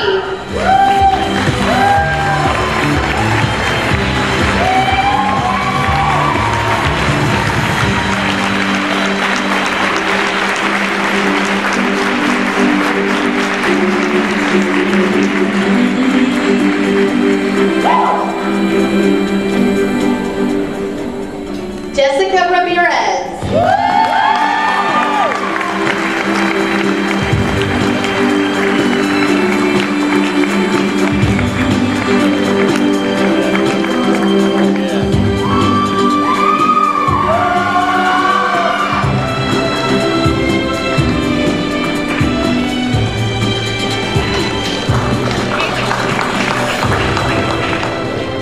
Shannon Weeble.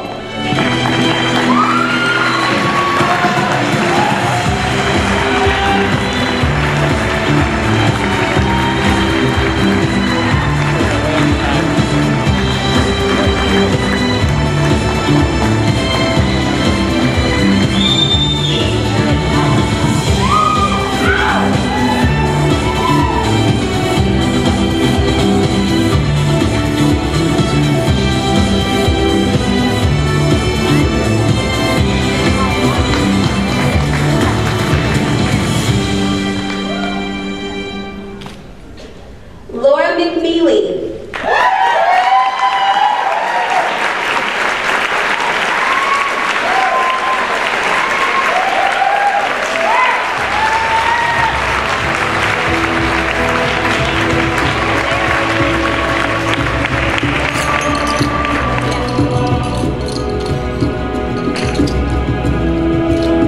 Naftali Bryant.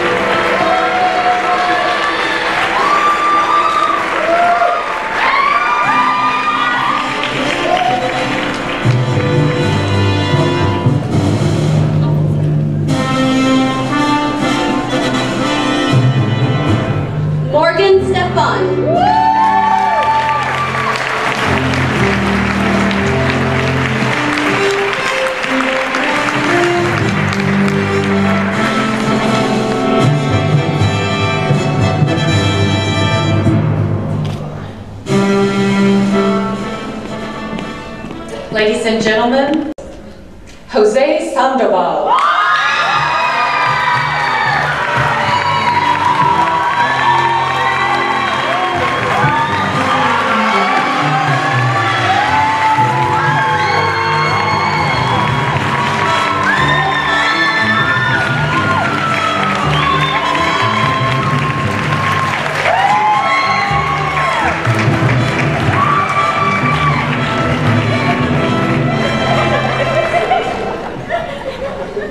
And your distinguished chapter officer is Chelsea Vincent.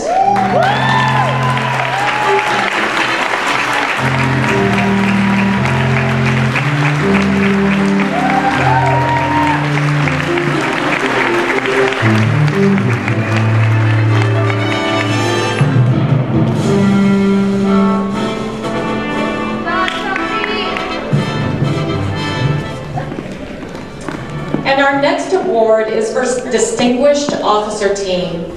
And this award goes to Tyler Junior College.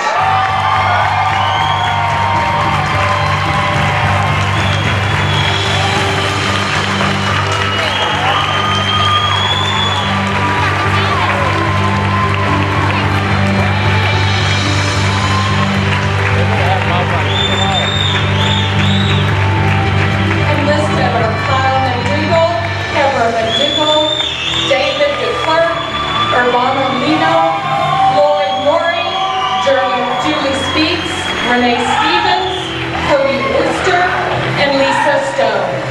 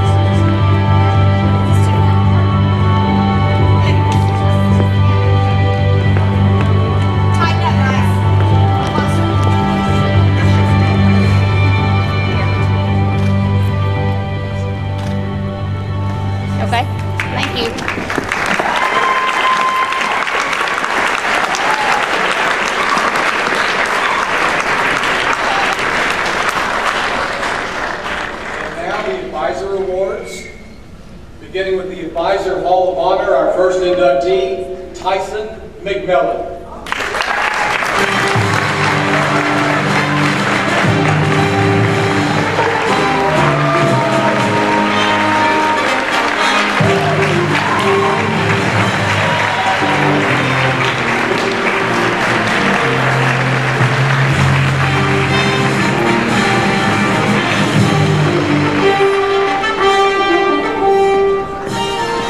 Next, we have Paul Venero.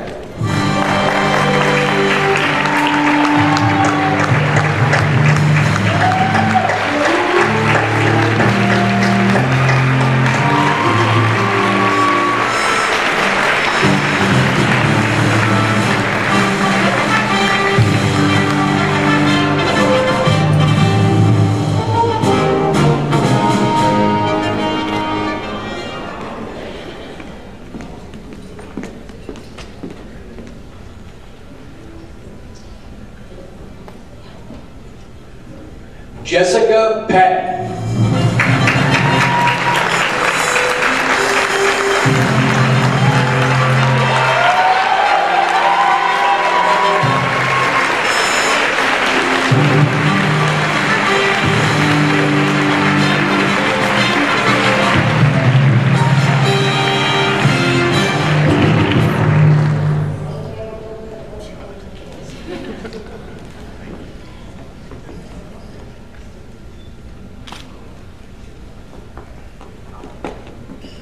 Yolanda Romero.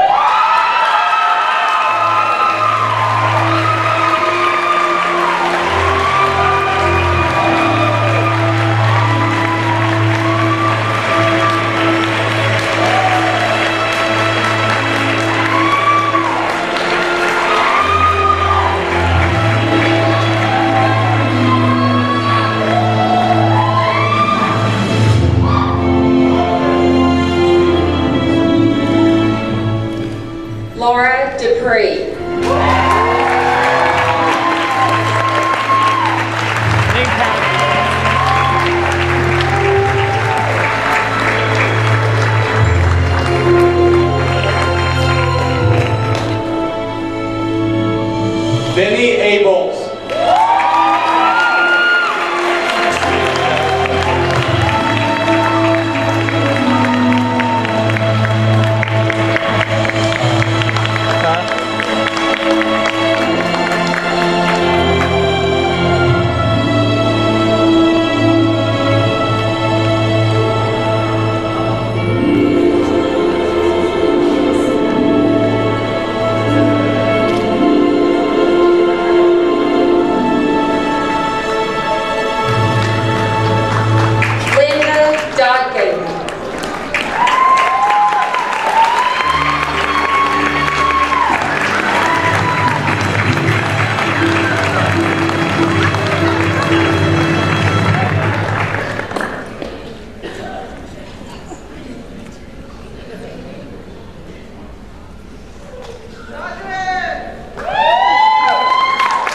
Sherry Van Court.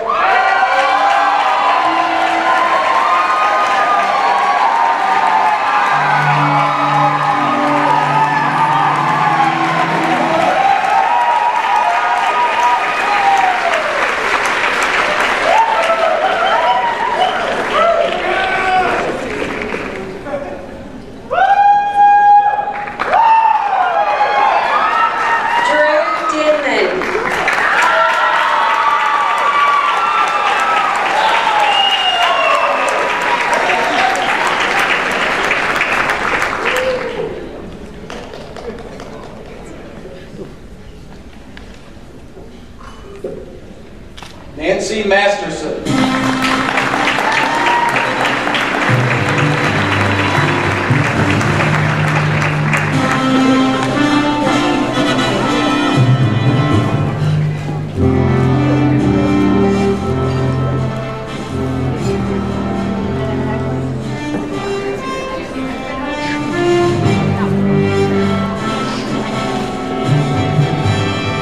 Joseph Brockway.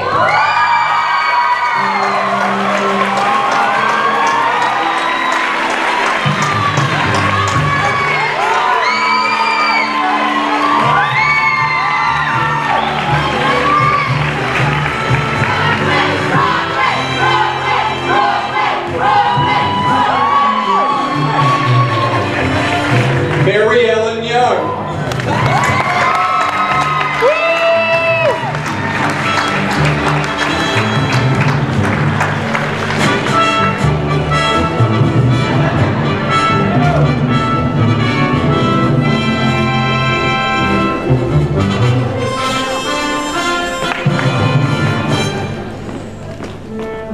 This year we have two Most Outstanding Advisor Awards. Our first recipient is Shannon Cross.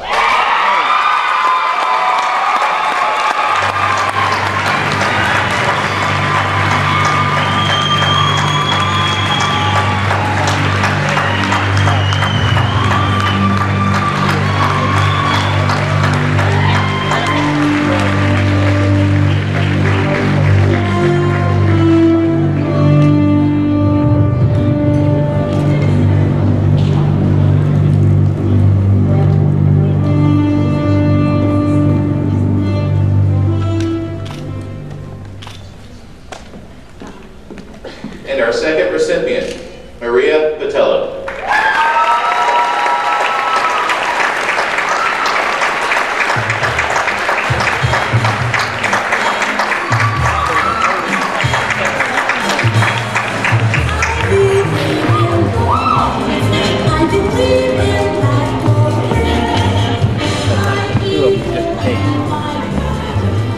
Did you hear my love call? Fighting and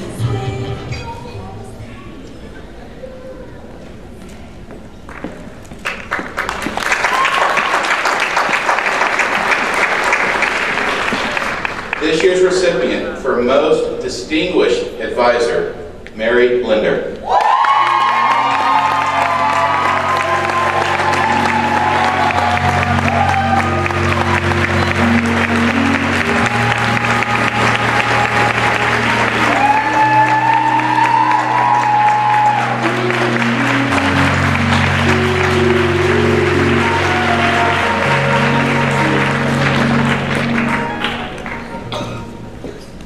And this evening we have a new ward. As you have probably guessed, there are some amazing, amazing individuals in this Texas region who are the foundation of this region and the ones who keep us strong. I would like to ask for Barbara Blair and Dr. Dwayne Hood to come forward, please.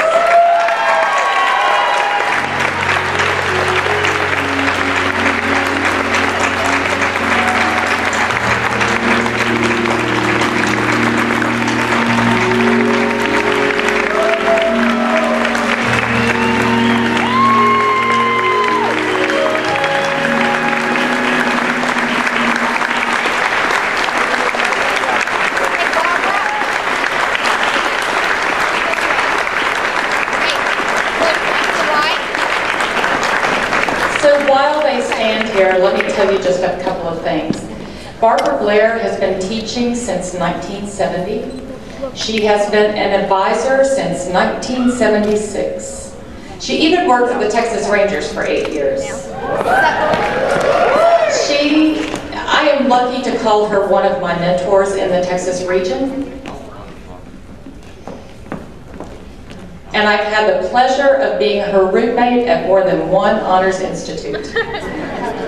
I will tell you what, she's an absolutely amazing woman. Do you know that she gets up and she journals every single day of her life? Can you imagine what a gift that is to her next generation? Well, probably a very good thing for her, but very, very sad for us.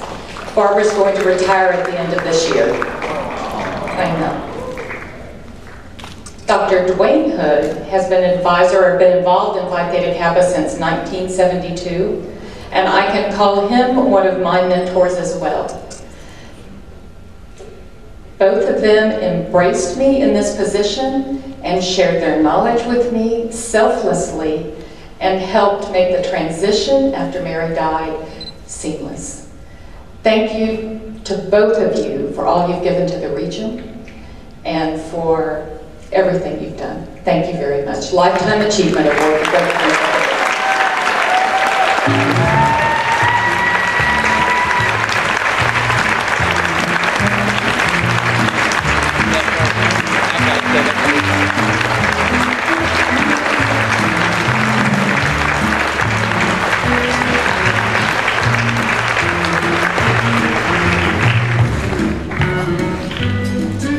And now, on to the award for College Project, Award of Merit. First we have Beta Upsilon New Chapter, Lone Star College, University Park.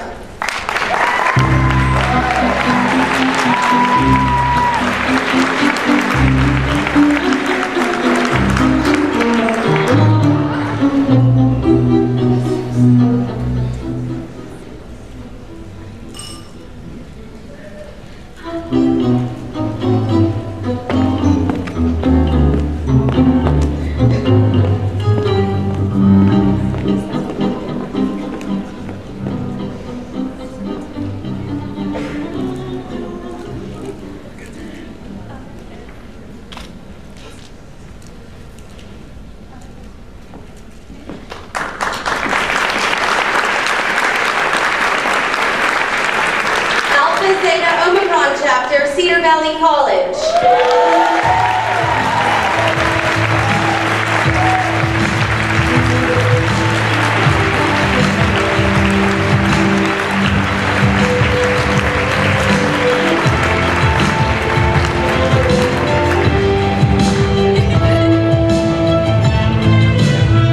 Alpha Gamma Zeta Chapter, San Jacinto College South.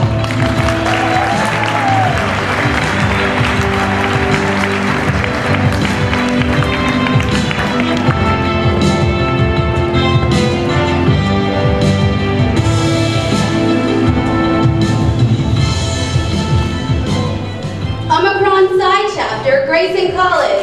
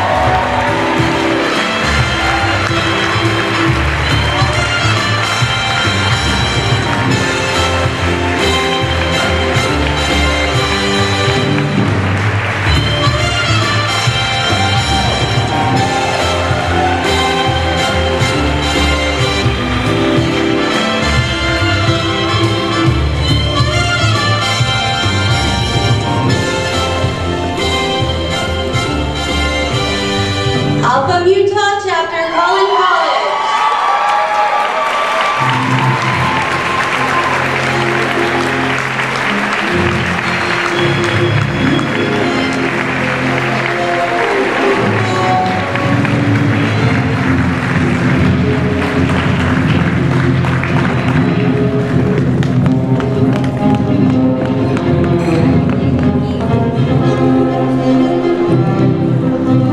Beta Delta Omicron Chapter, Tarrant County College, Southeast.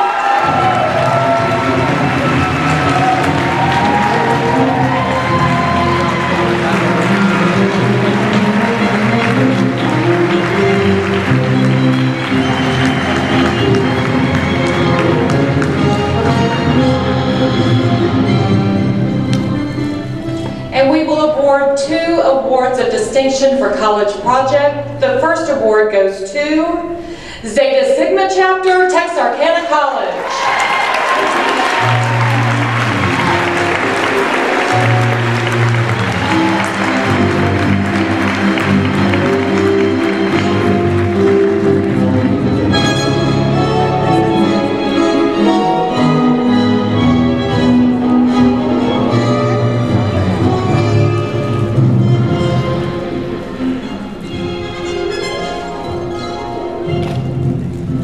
And the second award goes to Tyler Junior College.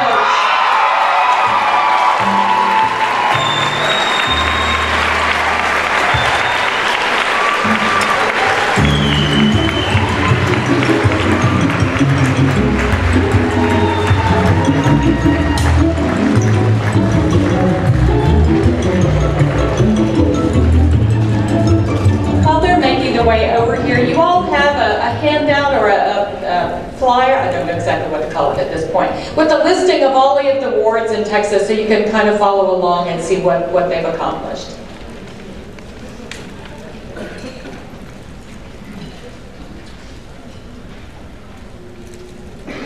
Okay, for our next awards category, we're going to recognize Honors in Action Awards of Merit.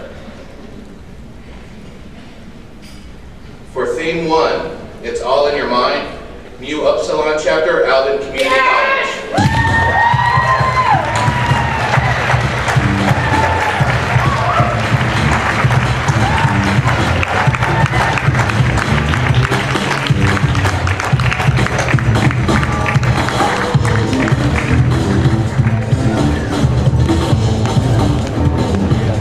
Theme 2, the games people play.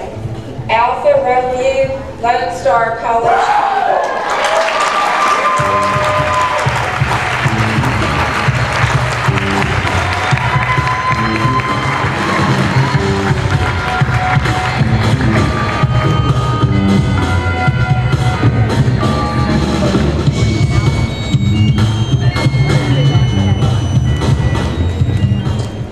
People. Okay, for theme 3, Too Big to Fall.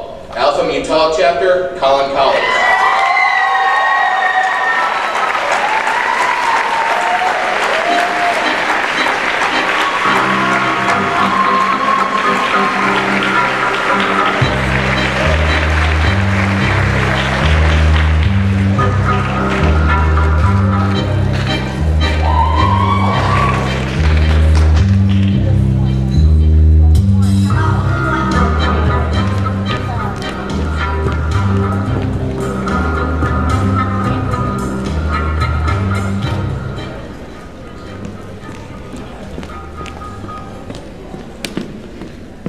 Okay, and just a reminder, please have one representative come forward to accept your award. And our next one is Theme 6, Food Fight, Psi Eta, Eastfield College.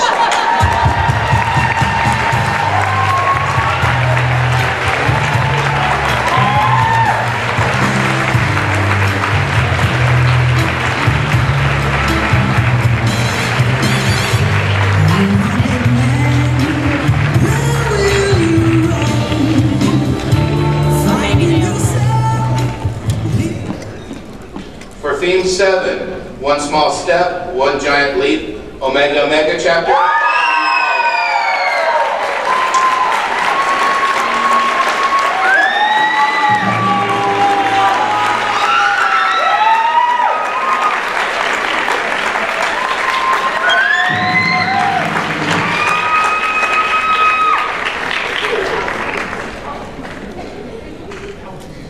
Theme 8, Making the Grade. Ada Beta, Southwest Texas Junior College, Uvalde.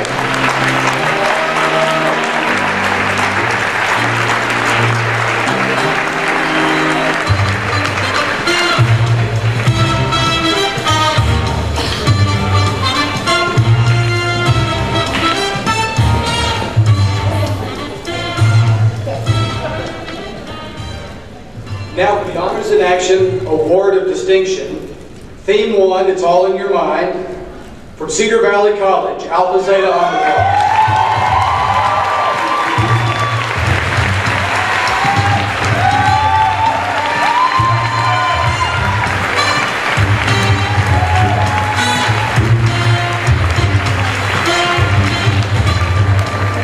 Also for Theme 1, Alpha Alpha Rho, Lone Star College, North Harris.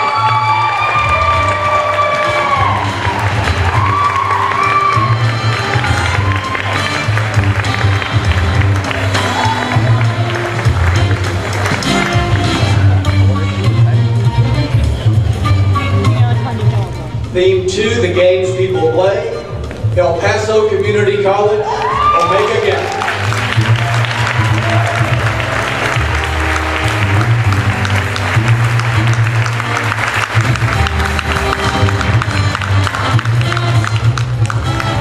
Also for Theme 2, Alpha Omega Iota, Southwest Texas Junior College, Del Rio.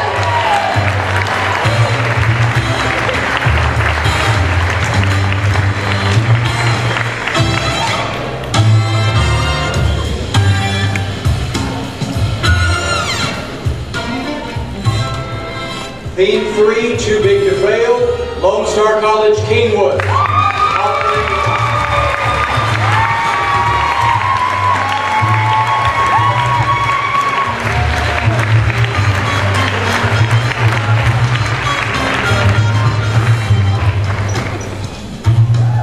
Also for Theme 3, Alpha Zeta Eta, North Lake College.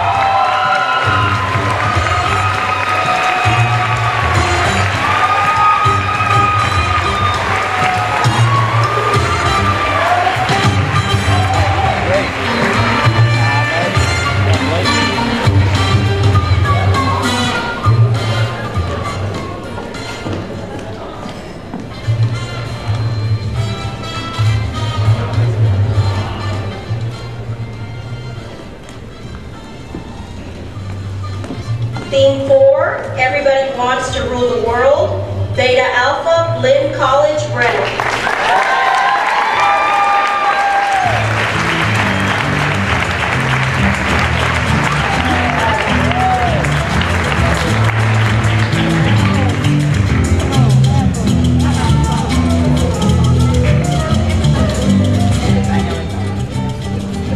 Theme 5, It's a Small World. Omega Sigma Chapter, Houston Community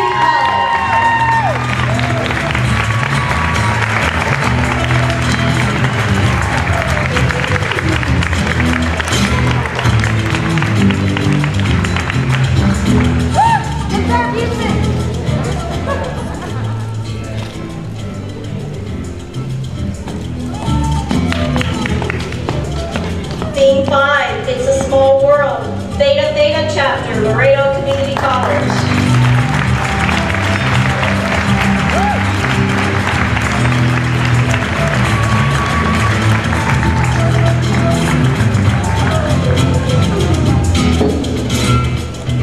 Theme 6, Food Fight, North Central Texas College, Psi Iota.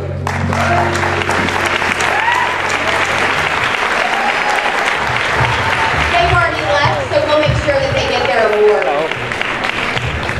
Also for Theme 6, Beta Sigma Mu Chapter, Tarrant County College, Trinity River.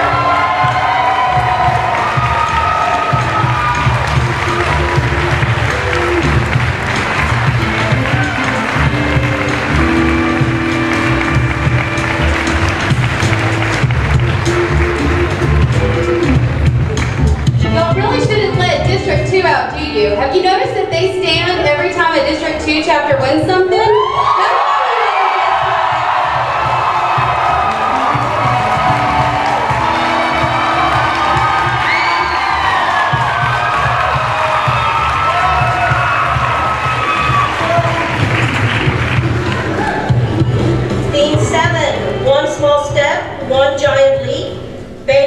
Longview, South Texas College. Come on, District 5. Support them.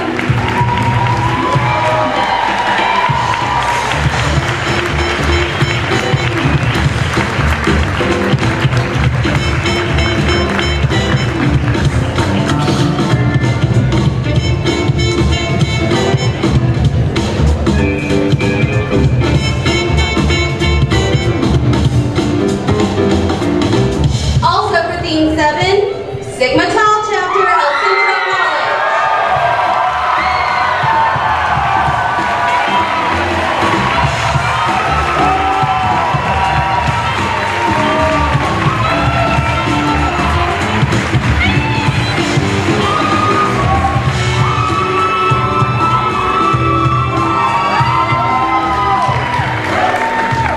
Theme 8, Making the Grade. Phi Tau, Tarrant County College, Northeast.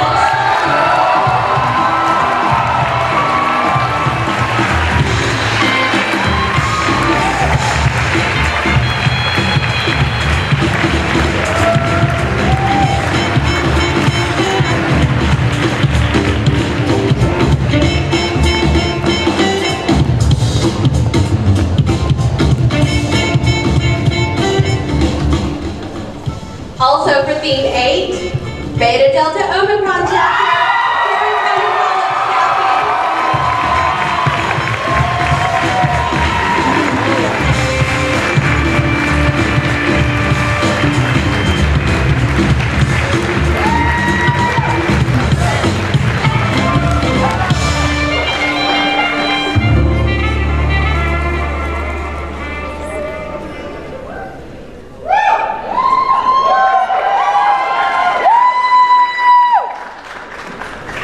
Theme 9, I Know What I Like, Psi Chapter, Brazos Sport College.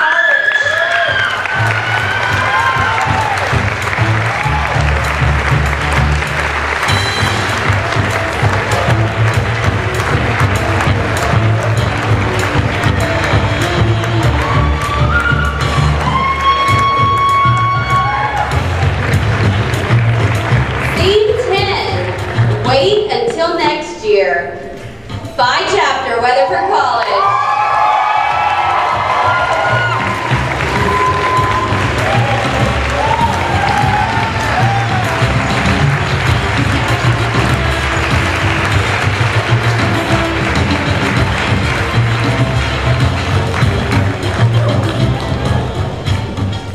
And we will award 2 Award of Distinctions for the Honors in Action. The first one goes to Alpha Zeta Omicron, Cedar Valley College.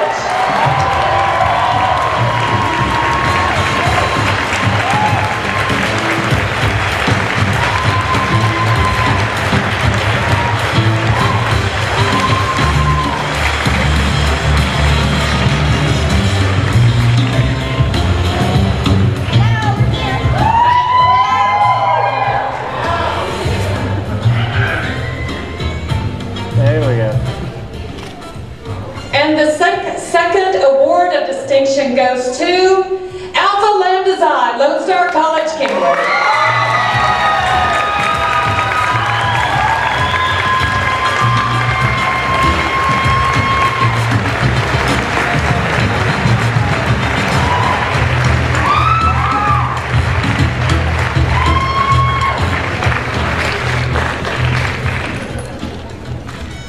And now we have your most improved chapter. Psi Eta Chapter, Eastville College.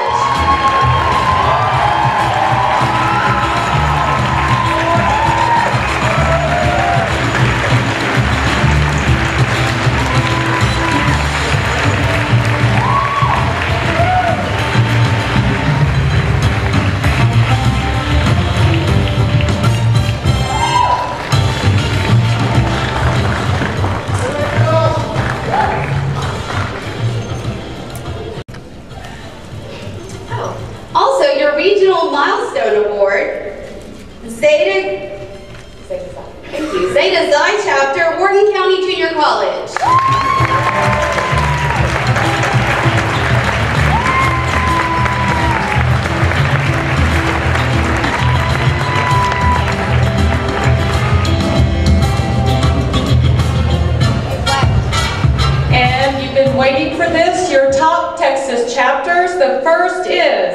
Beta Sigma Mu, Tarrant County College, Trinity River.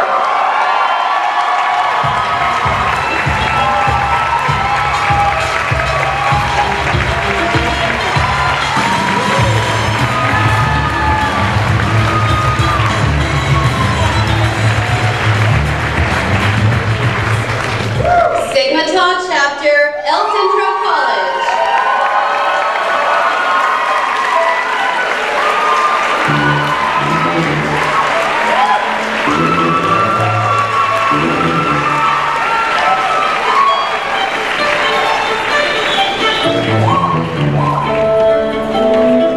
Alpha Mu Tau Chapter, Gala College.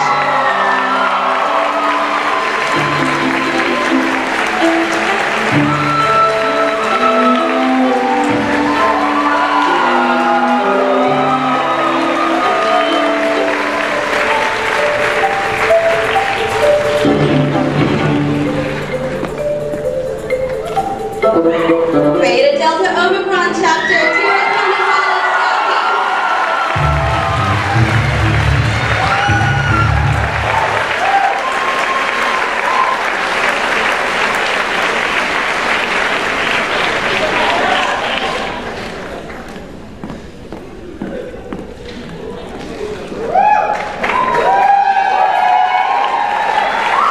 Alpha Alpha Rho Chapter, Lone Star College, North Harris.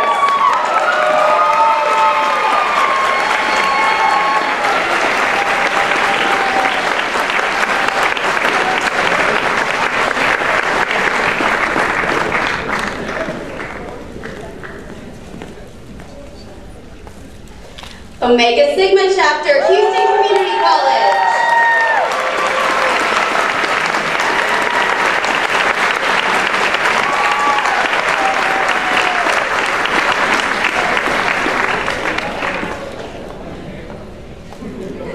Alpha Omicron Chapter, Tyler Junior College.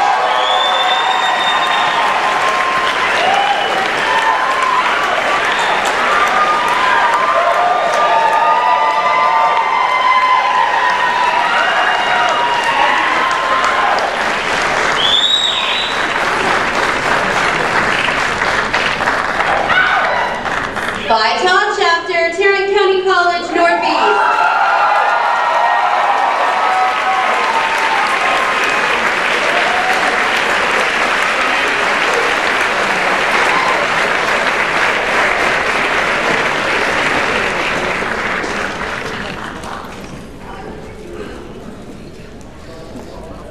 Zeta Sigma Chapter, Texarkana College.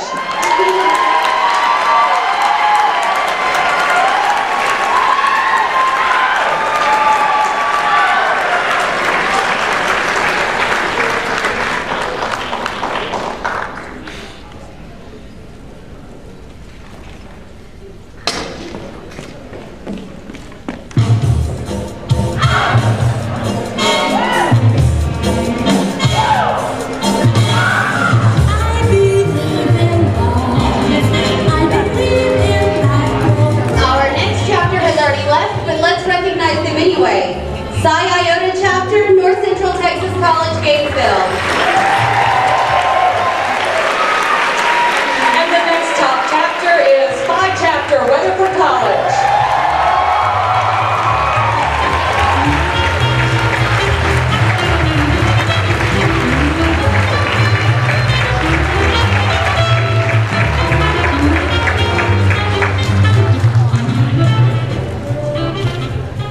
Alpha Gamma Pi Chapter, Austin Community College.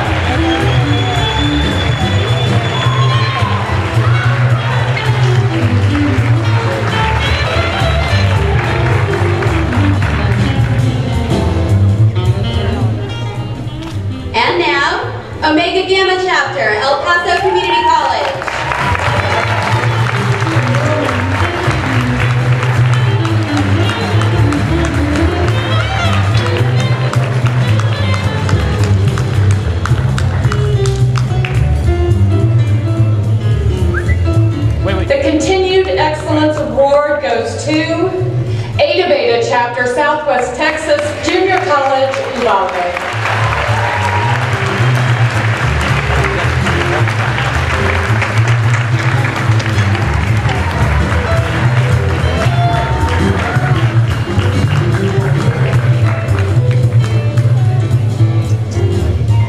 And we have 3 awards left. We are going to change it up just a little bit this year and name finalists. So your second finalist for Most Distinguished Chapter is Alpha Zeta Eta North Lake College.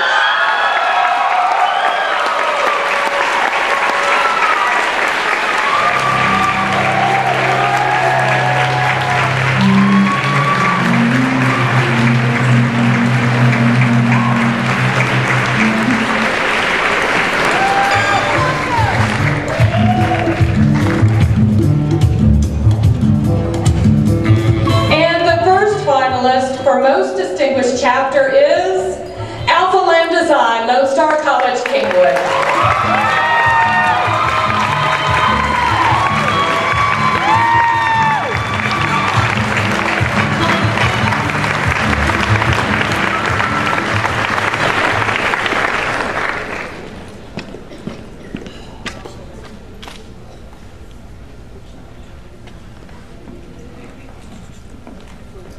And ladies and gentlemen, the most distinguished chapter in the Texas region, Alpha Zeta Omicron Cedar Valley College.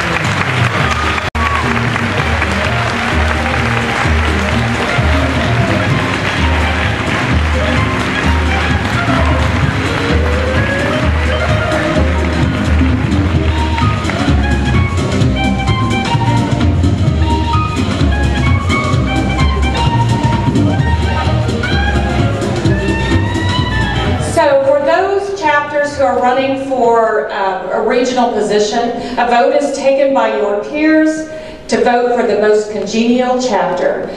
And right now we would like to award the Congeniality Award to, are you ready? I don't have it. I do. It is Trinity Valley, Tarrant County College, Trinity River.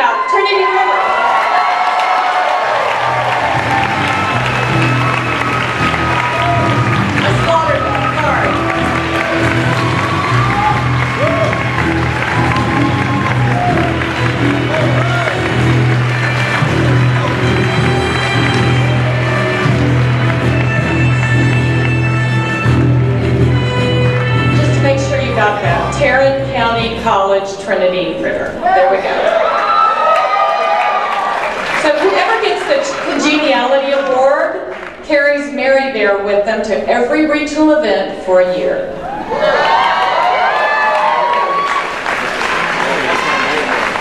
And I just want to let you know that Mary Bear has had a little work done. She's had a little lift, and she may look a little different than she did before, but this is the new, improved Mary Bear. and the moment you've been waiting for, the announcement of your new regional officers.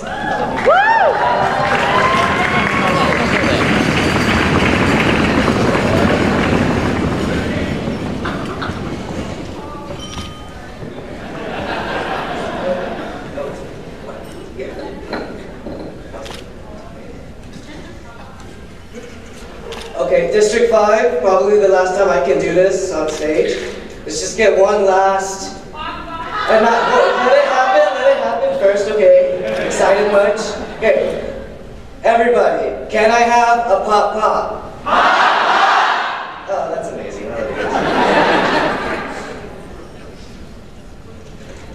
Alrighty. The moment we've all been waiting for. Can I get some drum roll, please, District?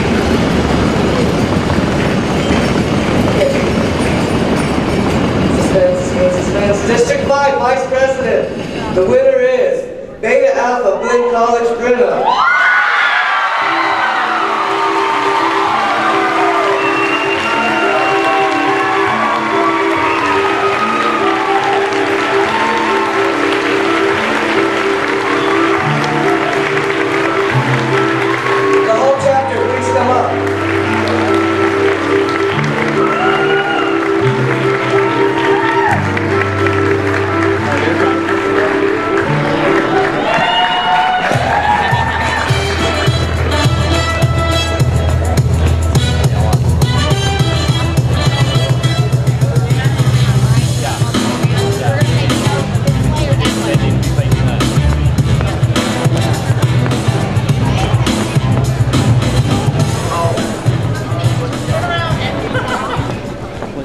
Backsides.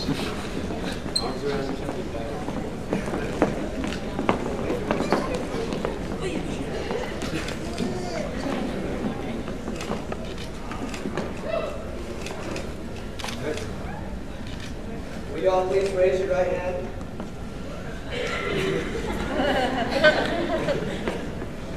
Repeat after me. You are charged with the responsibility of learning the duties of your office and executing those duties to the best of your ability. Now repeat after me. We, the members of Beta Alpha. We, the members of Beta Alpha.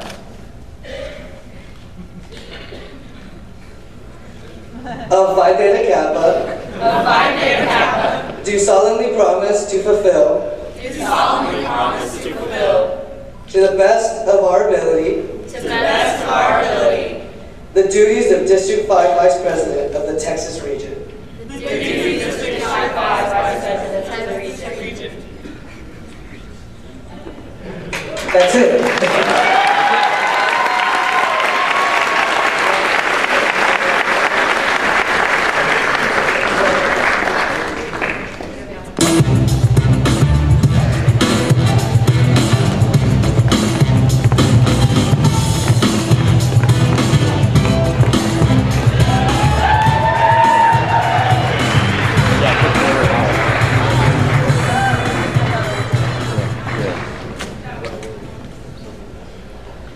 Ladies and gentlemen, the District 4 Vice President winner is Alpha Alpha Rho, Lone Star College, North Harris.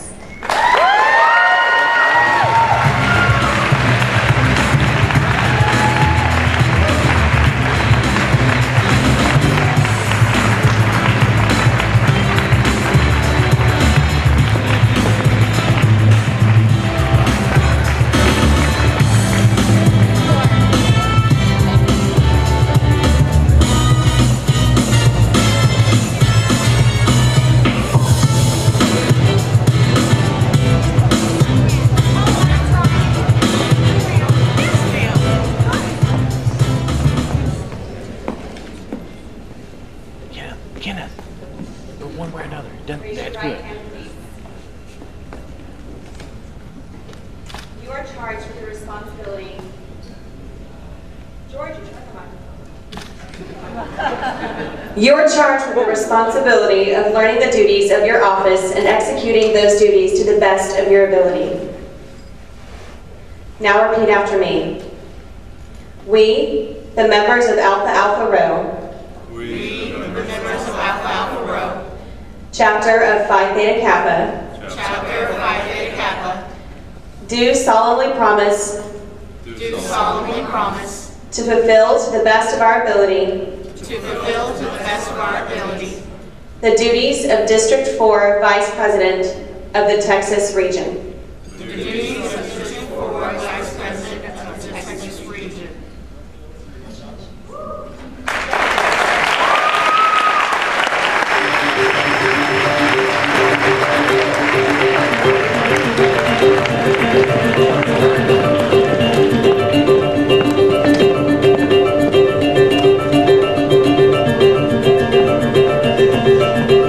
Is anybody from District 3 here? Okay.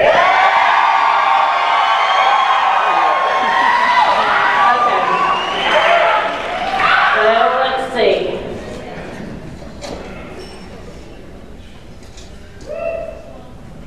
Drum roll, please.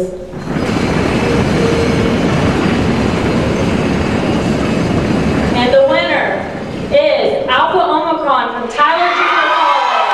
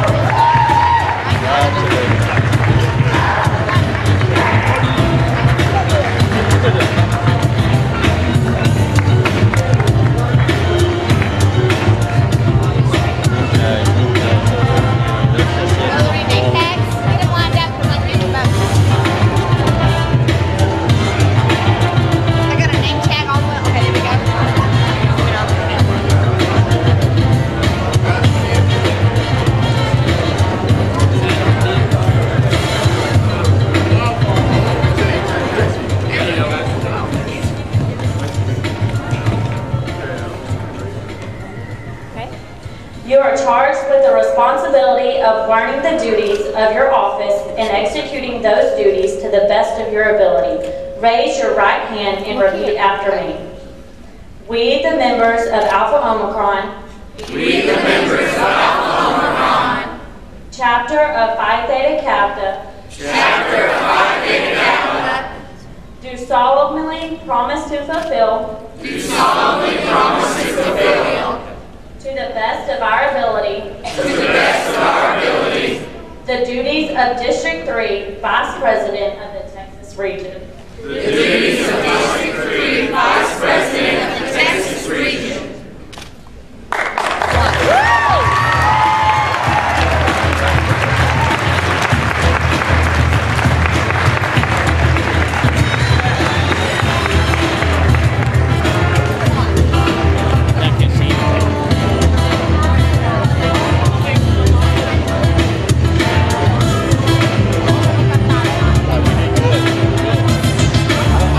All right.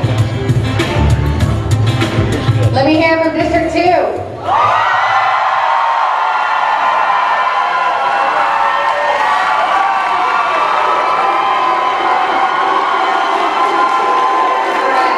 Can we get some drum rolls?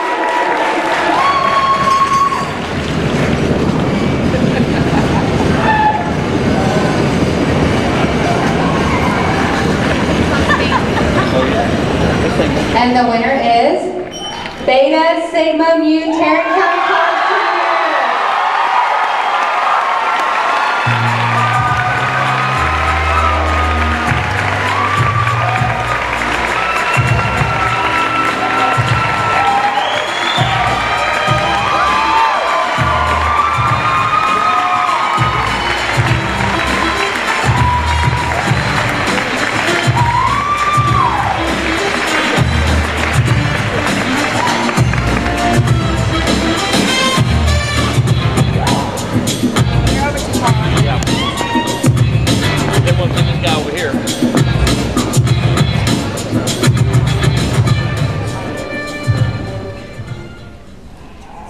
you are charged with the responsibility of learning the duties of your office and executing those duties to the best of your ability. Raise your right hand and repeat after me. We, the members of Beta Sigma Mu, We, the members of Beta Sigma Mu, Chapter of Phi Theta Kappa, Chapter of Phi Theta do solemnly promise to fulfill, solemnly promise to fulfill, to the best of our ability, to the best of our ability, the duties of District 2 Vice President of the Texas Region. the duties of the Congratulations.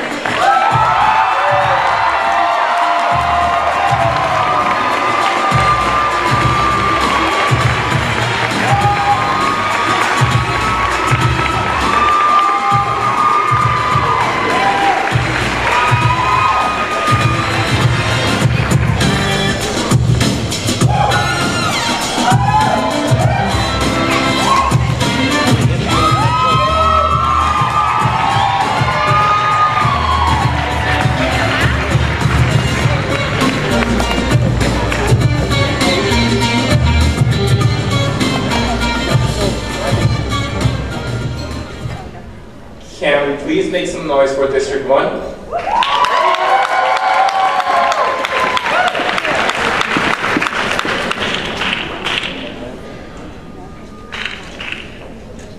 And the winner for District 1 Vice President, Omega Gamma of Pasadena Community College.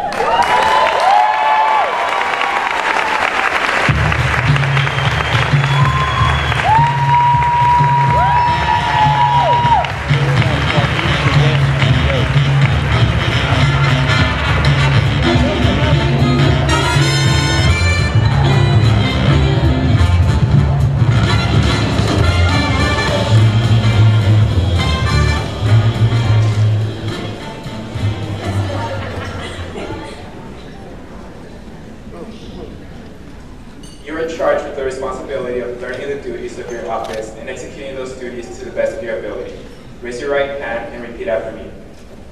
We, the members of Omega Gamma, We, the members of Omega Gamma, Chapter of Phi Theta Kappa, Chapter of Phi Theta Kappa, do solemnly promise to fulfill, do solemnly promise to fulfill, to the best of our ability, to the best of our ability, the duties of District 1 Vice President the duties of the District 1 Vice President of the Texas Region.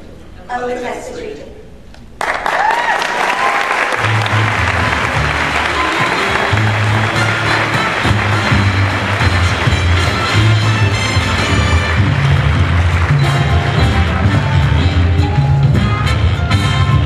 Can I have Mary Linder please join the officers over there in the slot for District 2?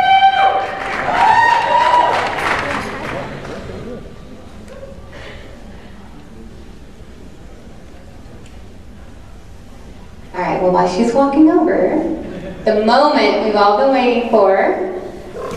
Come on, drum roll, y'all.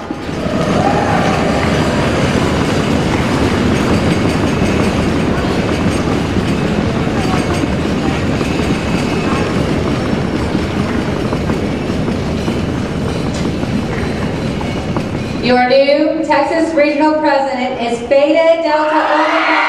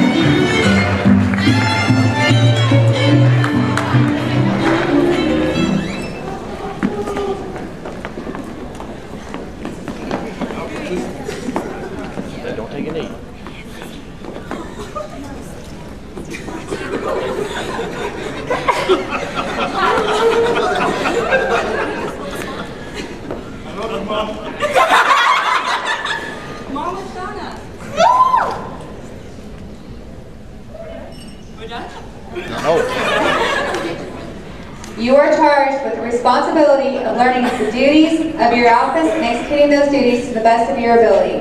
Raise your right hand and repeat after me. We, the members of Beta Delta Omicron, Chapter of Phi Theta Kappa, do solemnly promise to fulfill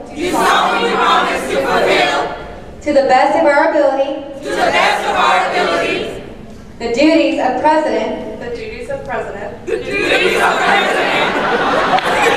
of the Texas region